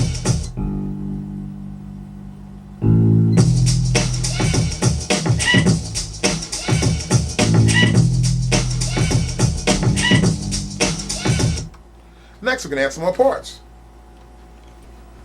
Okay, we even add a keyboard part to this. We go to keyboard. Select our sound. Let me try this wah whirly right there. Press OK. And now, we're mixing on the same track. We're going to record on track 3, so it must be in track 3. And here's our sound, wah, whirly. Of course, here's track 3. Well now, I'll press locate, record. We got our metronome going. And the next thing we're going to do, I'm going to play a part. Okay, now I'm ready to add to my sequence of the drums and the bass line, my drum loop. I've got a new track sequence, of course, and now I'm going to press locate, press record, start from the top of the sequence, and of course we're on track number 3. I'll press the start sign, start button's pressed, on the right key.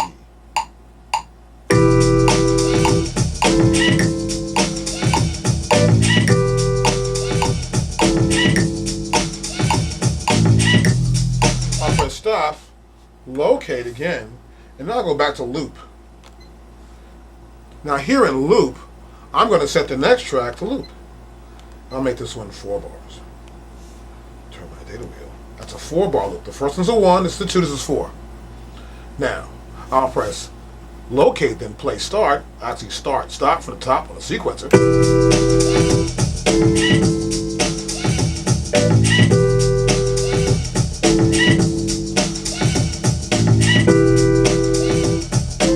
Mix that up also.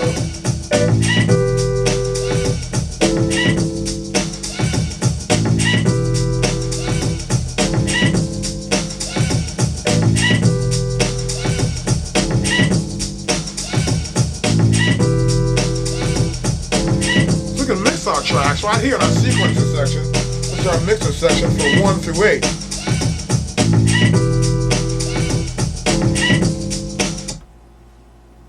Okay, we've got our samples. We've got 2 sounds from in our Korg Triton that we're using in our sequencer, our bass and our keyboard. Next, you can even add some drums on top of the sample. This is really cool once you have the right tempo with your sample. We'll select a new track, we'll press OK. And that new track now is going to be track number 4 we're going to record to. And next, we'll press play, start. I should press locate first. Drum parts here on the keyboard.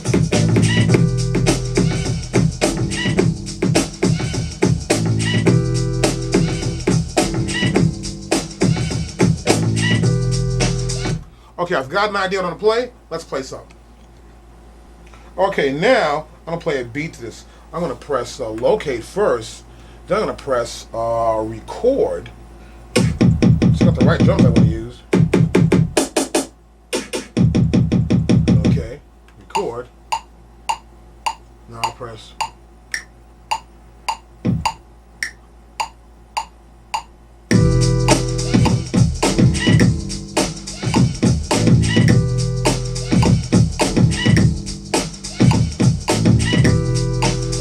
Stop. Now, in order to make sure it quantizes properly, you should always record at the quantized value you want set for. Right now it's at high. Now watch how it happens. I'll press locate and press start play. See, it's almost not quantized. We're going to go back here. We can actually quantize that track. We can go here to menu. We'll go to track edit. Press the top of our view screen. We're going to quantize. And here, we'll select the measures. We're going to quantize from, I guess, either to 4. Maybe this will do 2-bar. Quantize. Make a 2-bar loop out of that anyway. And here we are. That's track 4. We're going to quantize from the beat, end of the beat, and to quantize all values. Resolution here will make it into a quarter, eighths, eighth note triplets, and 16th notes. We'll press OK. And next, we'll play our loop. And now we'll play the loop. We'll press locate, then start stop button.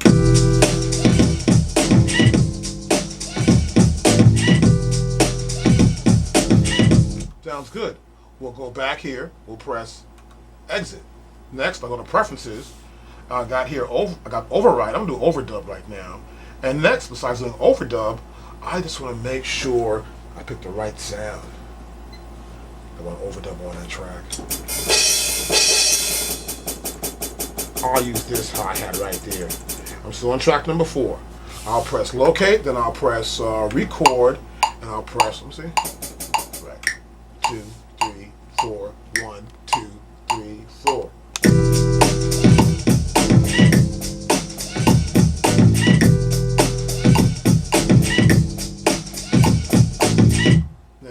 Play it back, press locate. A little out of sync.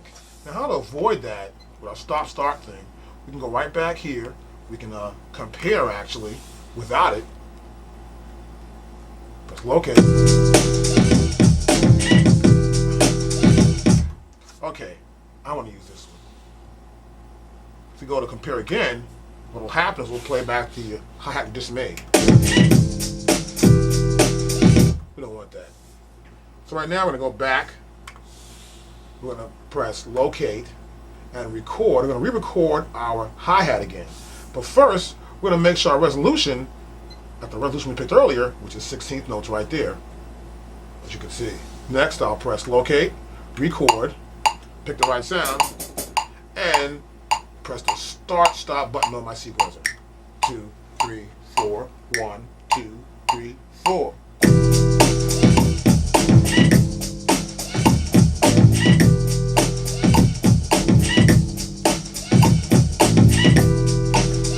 Stop. We know that sequence, which is number S00, which is our new song here, it's a sequence. I'll press the play loop. And here in that track, the drum track, I want to make this drum track loop to, let's see, we got the first beat, make a loop to 2. And next, I'll go back to my sequence. It's right here where I'm still in the sequence. And I'll press locate and start. Now we got a hi-hat in there. We'll turn the loop off actually.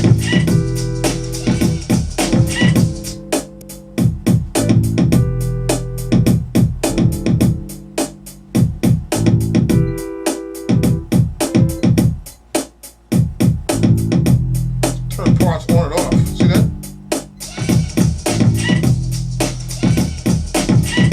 You're gonna mix your parts in.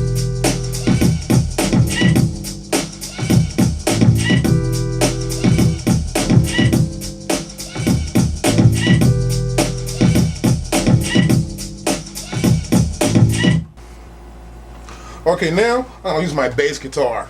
I got a bass guitar right here that I play. So my bass guitar right here's a bass guitar I've got.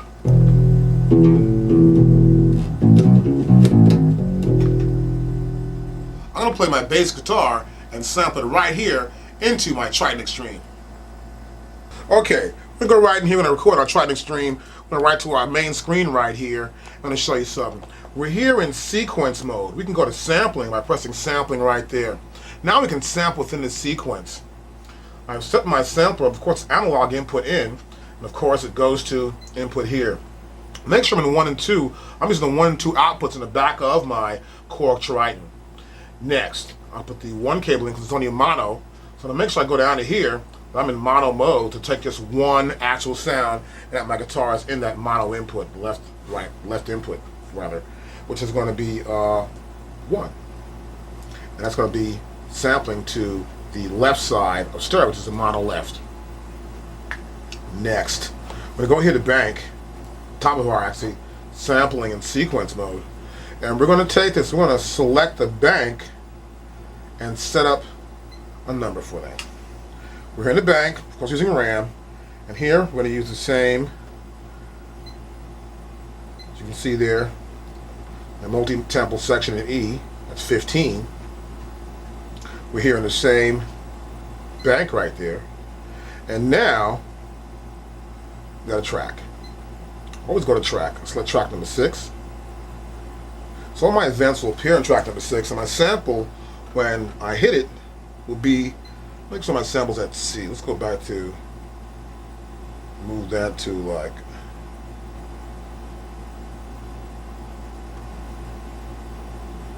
let's see.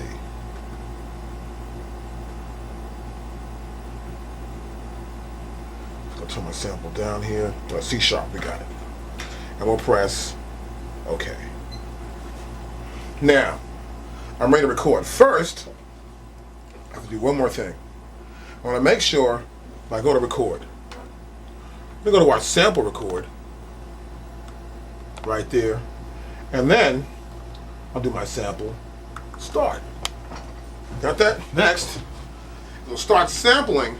When we first turn on, you'll see this, because right here on our screen display, look at the screen, it says here right here in the screen display, that says, right there, sequencer start when the switch will turn on the sample. I'll trigger the sample right there. We're set for that point.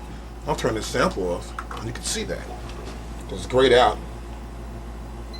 We can either have note, sample start when switched on from sequencer start, threshold, or sequencer start. Here we go, sampling start switch. We're going to go with sequencer start. I'll press record and start on my sampler again. And next, I'll sit down here. Let's got the right parts here.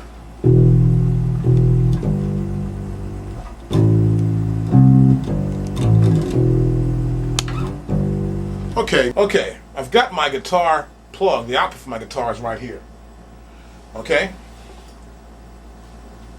I'll take it and I'll put it here. I'll put it in 1. I'll put it into 1 right there. Okay? And the other end goes into my guitar. Right over here. This could be a microphone or anything else I want to record. This time I'm recording my bass guitar. Now next, the bass guitar will be heard on the output of 1. So here I'm using my output left and right. We'll zoom in there and show you this is right and this is left. Well, I've got my input on 1. I'm going to set it to input 1. I'm going to take a 1 sample anyway. And we're going to be able to hear back the input in sequence mode. We'll hear this out. So we'll hear the left side, which is the mono side, and the right side will be hearing back the guitar. I'll play the guitar right here. And we're hearing this guitar through an audio system because right here in the back, we have it set up for the hear back of the sample coming in. It's coming in through 1. You got that? It's set for 1. It's already set for that left mono we showed you earlier. Okay, let's record our guitar part. So I got my bass here.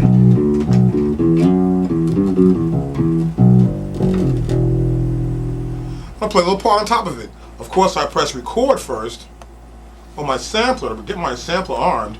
Make sure my input's proper on my system. So make sure you see the input right here. As you can see, turn my sound if I want to turn up a little bit more. A little overloaded, bring it down some.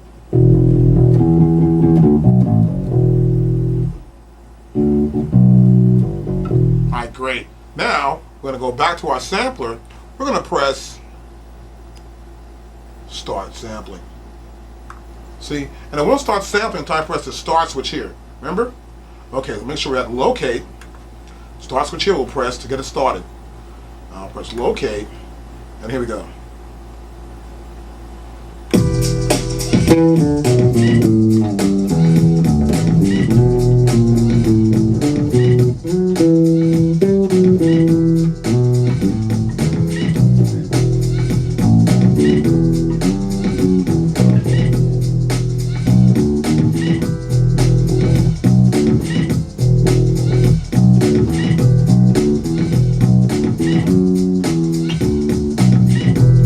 Okay, now I play the little bass part. I'm going to play it back. We'll press locate and we'll press start. So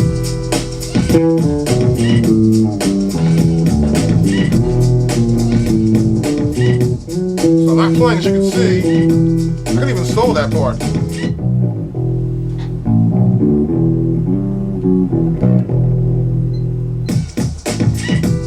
See that? I'll press locate again. Unmute it.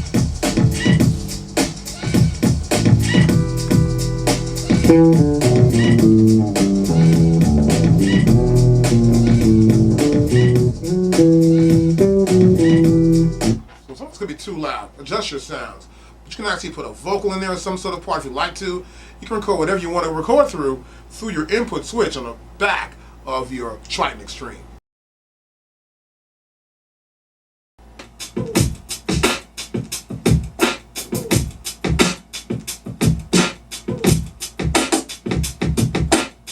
Record that in there. We're going to start. We've got a new track. We're going to go to locate. We're going to record sequence. 2. Right.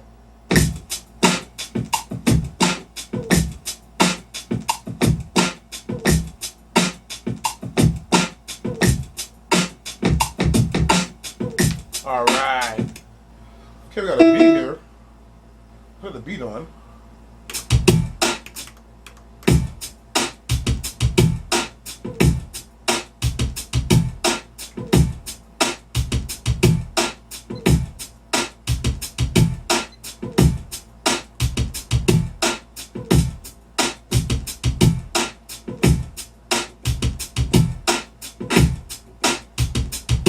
Good.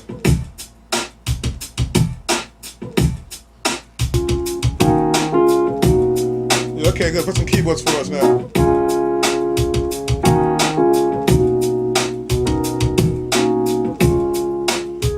Let's record something.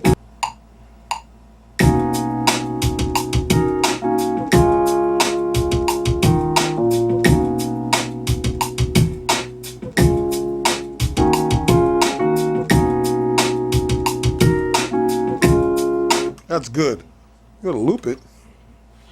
Back at the top, we'll press loop and go to that keyboard track and make it 4 bars. That's 4, right? Let's hear that back.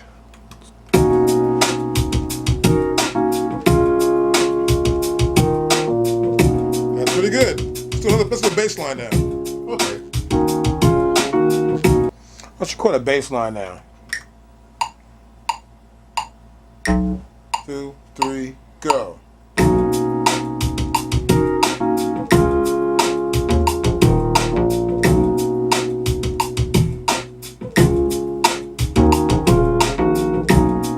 Perfect.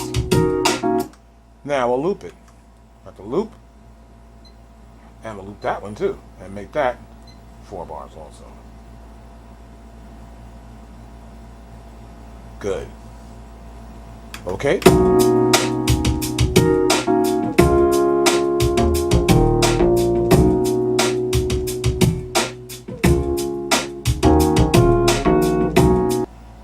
Okay, Dave, we'll add one more part here.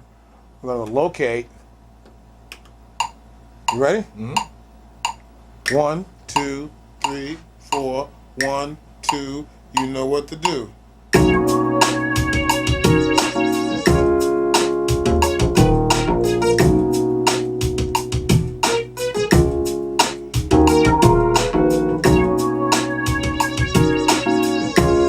Perfect. Let's try and put that back from the top. Let's loop that track also. And that track's right there. And we'll do 4 bars. Great. Pretty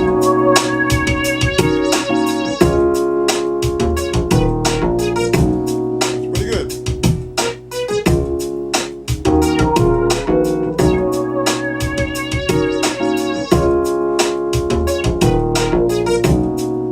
This one. Oh, first note's bad. Let's try it again. All right. Let's go back to the top. Make sure we're in overwrite. Let's go to overwrite. And make sure we're there. And now we'll press 2, 3, 4. 1, 2, 3, go.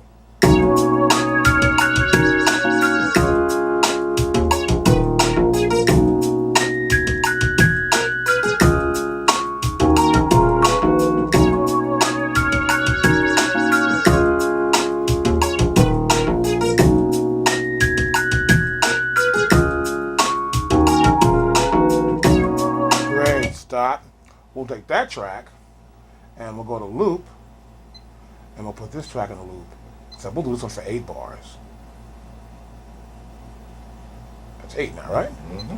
And we'll press locate and play start.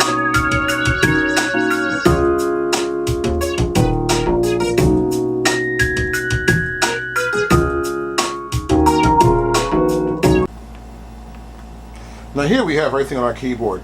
I'll press solo here for the drums. Our loop is right there.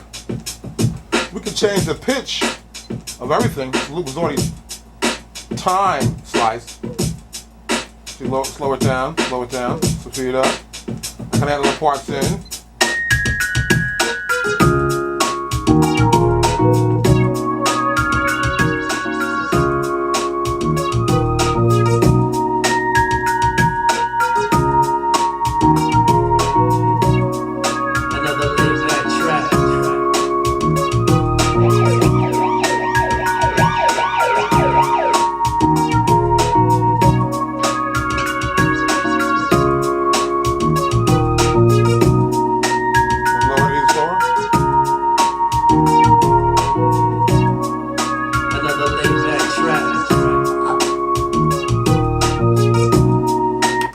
Lower the pitch of our track. So we can lower the speed of our track without actually changing the pitch of the sample loop that we hear. Okay, here's where we put our compact flash right there. It's important to make sure that your machine is cut off. Totally. Turned off, no power at all. Then insert your compact flash into the slot. This little lever here will come out. And that way you know you're securely in. It's important to be very secure when you're actually installing your compact flash card. Well, you want to also hook up maybe a USB device of some sort. In this case, we're going to use our little Sans compact flash. That's in a compact flash drive device right there, as you can see. And we've hooked it up USB on the A side right here. Okay, now that I have my compact flash memory stored, installed rather into my Korg Triton Extreme, and I also have my extra memory, which is right here on this separate compact flash. Actually, it's a compact flash reader. I'm now going to actually look at both these compact flashes. First, we'll press media. Once we press media, we'll see here any other items we have that might be connected to our system. In this case, we see the compact flash, which is our MPC 1000 compact flash, our sounds for the Triton. We also have an RDD with no label. That's this device I have right here. We're going to format this compact flash memory. I'll click there. We'll click Utility. And in Utility, we go to Format, which is right there. And now we can format this compact flash card. We have a quick format, which will format very quickly. We have the FAT16 or 3216, which took a little bit longer to actually format. And we have the full format. In this case, I just want to probably just quick format it. And also, we can name our sound. See it right there? We can press clear and name it.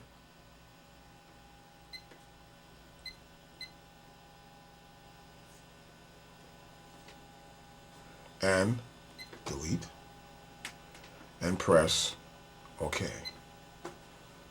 So now it says new volume. Next, I'll format the drive. Are you sure? Okay. And now we're formatted, and it's been formatted. We're ready to save to this compact flash now. Okay. Sampler set up again. We're going to take a couple of samples and make a real beat up from something. We're all hooked up. And now we've got our pre-trigger. We're in sample mode. I'll press the sample CD. Now I'm ready to sample right over here.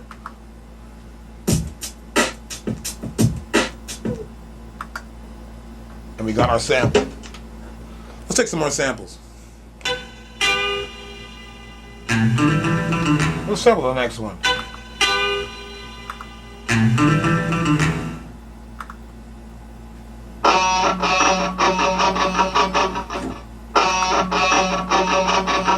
Oh, we got that.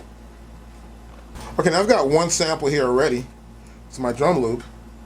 I'll put the next sample in. I'm going to create that sample. I'm going to go right here to Preferences. So instead of making it 12 keys, I can go right here. I want to make that one sample that's one key. Here's one right there. That's set. Go to Program. Go to Create. So I can create one more key. So that means the next sample will be the next step. That'll be D3. Okay, I'm going to sample something else.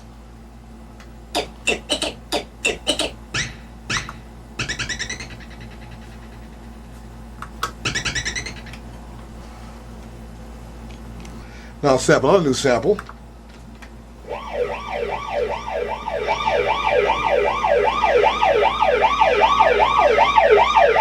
Got this one.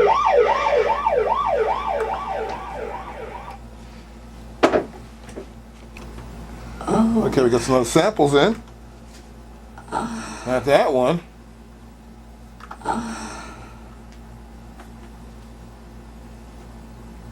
Another laid-back track. That's what we want right there. Another laid-back track. Perfect.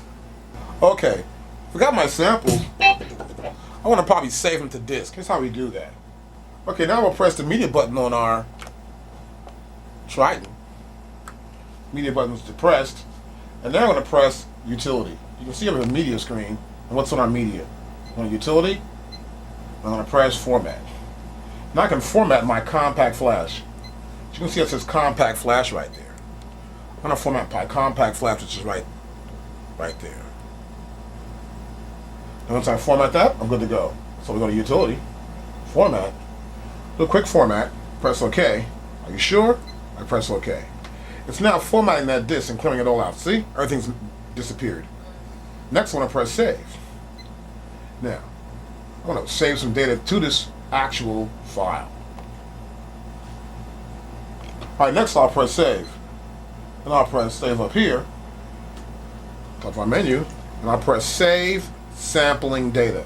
So I'll save all the samples I've put into the Triton up to this point. Okay? It says all. And I have this is Save Multi-Samples and Samples Data. I want to do that.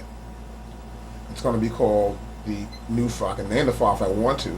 I can clear it and call it S-K-I-N-G-S, skings. 102, which is 10 for this point. I'll say okay. That's what it's going to be called. See that? I'll save the samples in the folder and the actual KSC. It's the Korg scripts file I'm going to use. That will tell those samples where they go on the keyboard. Now I'll press, I'll press OK, and now it's saving those samples to the compact flash.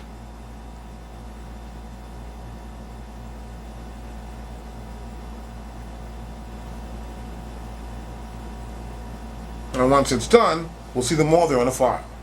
Okay, we can see right here we have our KSC script. That's our core script file. We have our samples are right here in this folder, which we call skings 10, as you can see right there. Well, that's been done.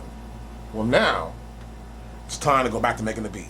Now we got to save to our compact flash. Make sure you keep your data saved and stored on your compact flash card. It's always important to back up your data constantly.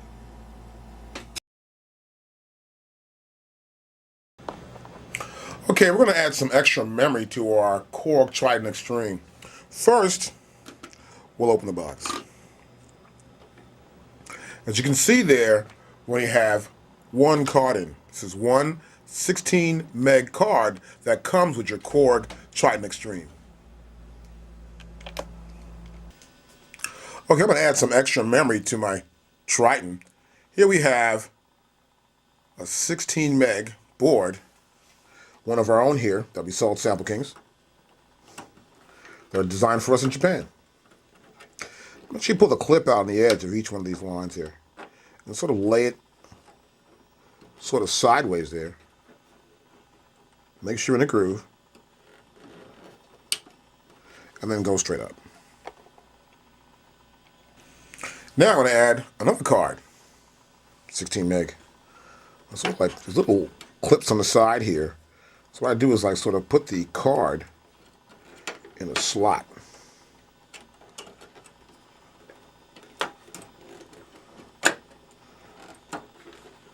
I move these little clips out, then I push the card up, it snaps into place. Okay, once we have all our cards in, make sure they're firmly in place. And your machine should also be off. To make sure your Korg Triton Extreme is off when you start putting it in, and even once you get through putting it in. And make sure you're not on a rug. If you're on a rug, you create static electricity. We close our lid. Make sure the lid is securely closed. Great. Okay, we're powering up our Korg Triton Extreme right now. And as you can see there, we have 16 megs on each slot. I can now add effects to any song I want to add effects to. I'll go to Menu, I can go to Insert, and I can add effects. I can put on or off here. The first page is our routing page, you can see here. Select the track you want to route a sound to. So, for example, we'll select 5, and we'll select the send. We'll say FX4. Now, we'll go right here to FX4. To our insert effects. And before we turn it on, we select the effect we want to get.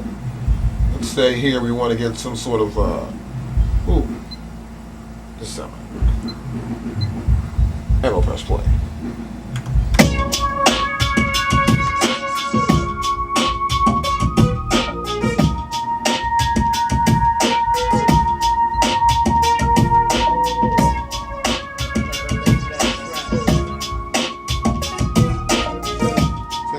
Splitter right there.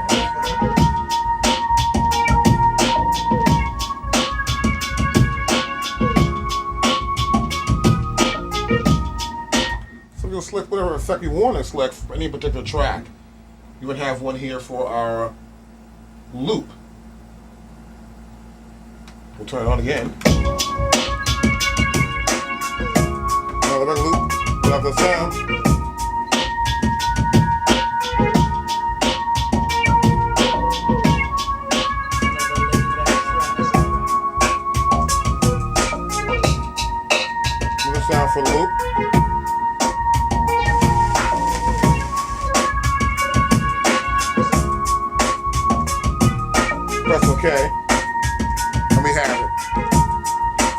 we've got a song here. I'll press the locate button first and then start.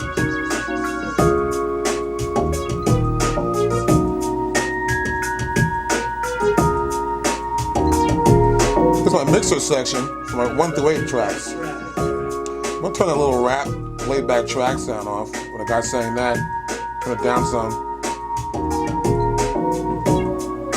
I'm gonna adjust my sounds. I want to add some effects to these sounds. Here's how it would work. I press the menu button, press insert effects. Let's say I want to use this bright room. I'll pick a sound I want to use here. Let's say the bright room is good, I like that. I'll go exit, and I'll select, let's say, my drum loop. I've got my drum loop right there, right? I'll go back to menu, insert effects, and now I can route that to the drum loop, which is right here on this track, you can see here. And it's going to affect 1 or IFX2, see that? So I can go to here, I can say go to 1 if I want to. And I can go back to my effect, I can turn it on. Hear that?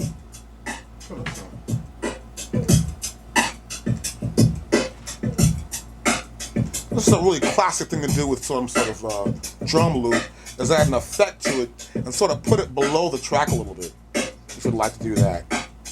So here I also have my drums. I'll go back to my sequencer section. I'll press exit, and here I'll turn.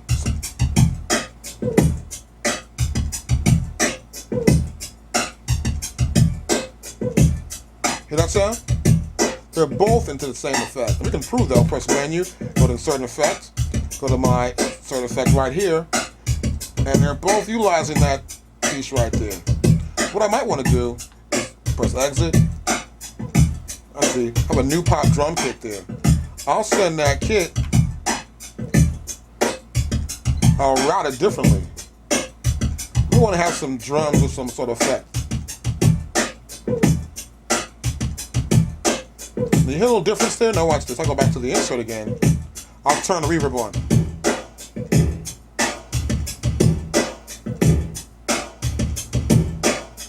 So we can add effects to our drums. It's really cool, or to any sound actually that we have in our Korg Triton Extreme on any particular track. Now watch this here.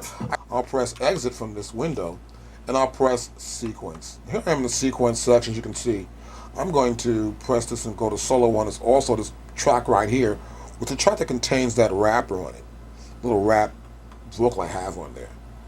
Now, I'm going to go back to menu, press insert effect, and I want to probably put a delay on him. So I'm going to go to the routing.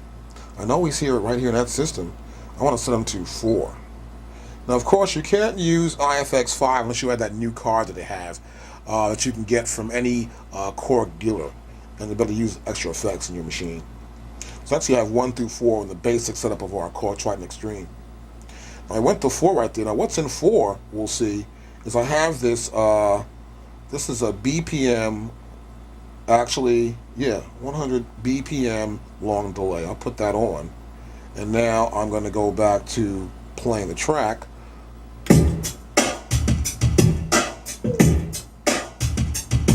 We hear our effects on the drums. Now reverb on that main kick. Another laid back track. Hear that? Another laid back track. So it's delaying. I can turn this off. So you can hear that's in a reverb. Got my bass here.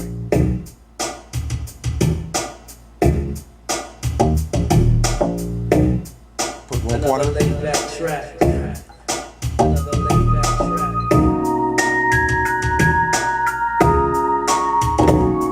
So we can actually sort of mix it and get an idea how each part sounds.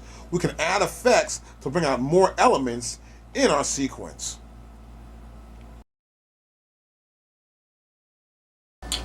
Okay, now we got a special treat for you. We're going to pull out an MPC, and we're going to show you how we can sync up an MPC with our Korg Triton Extreme. It's very important to use it with other, of course, sequencer samplers to get a diversified sound in your production. Check this out. Okay, right here we've got some MIDI cables.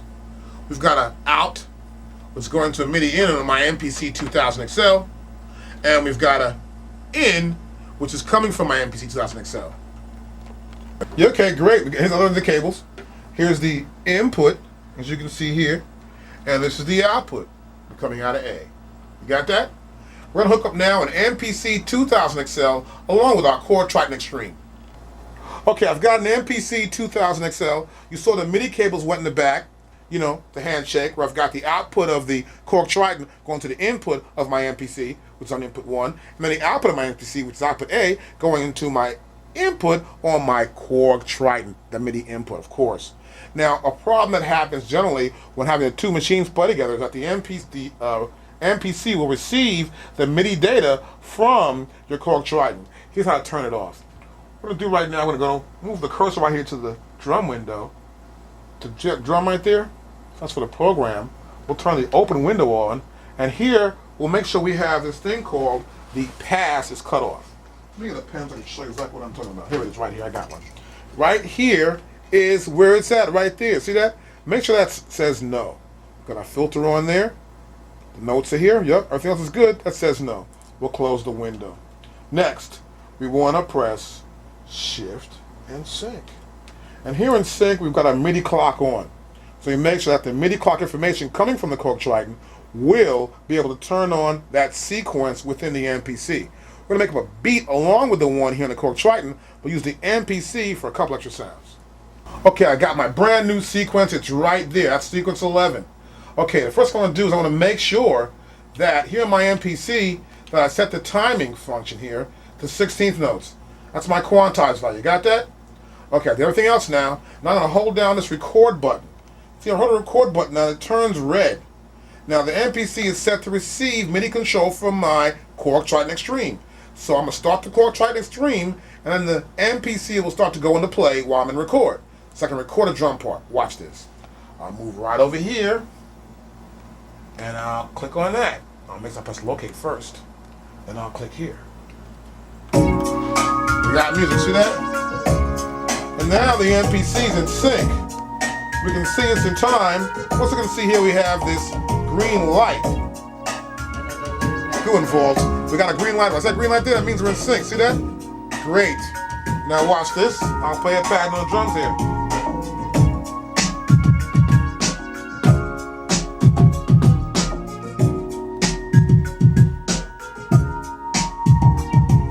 See, we're in sync now. We're actually using an extra drum pattern here with the MPC, which I prefer for my drum machine. I have my key parts here in my Korg Triton. I got an 808. Give me some hi-hats. Let's find some hi-hats. Right there.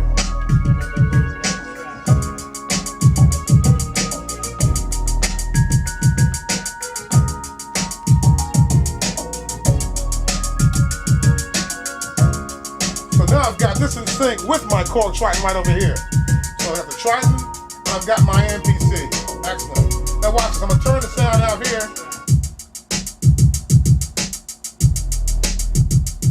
And we can still hear the drums kicking right here in this machine. You see that? So we're using both machines in sync. I'll turn the music back up.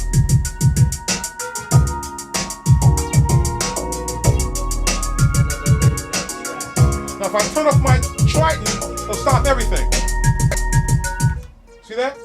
And that's how we can use an external device like an MPC 2000 XL to work with our Korg Triton Extreme. Thanks again. Of course, the Korg Triton Extreme is a great instrument. We love it. We use it here in the studio. Well, we're trying to teach you to get better with it. How to do that? You can join our online school at SampleKingsRecordingSchool.com and check us out there, because there we're getting real heavy, high-end professional stuff. You know what I'm saying? But for right now, I want you to get busy and learn your machine. I'll see you in a few. Ha ha.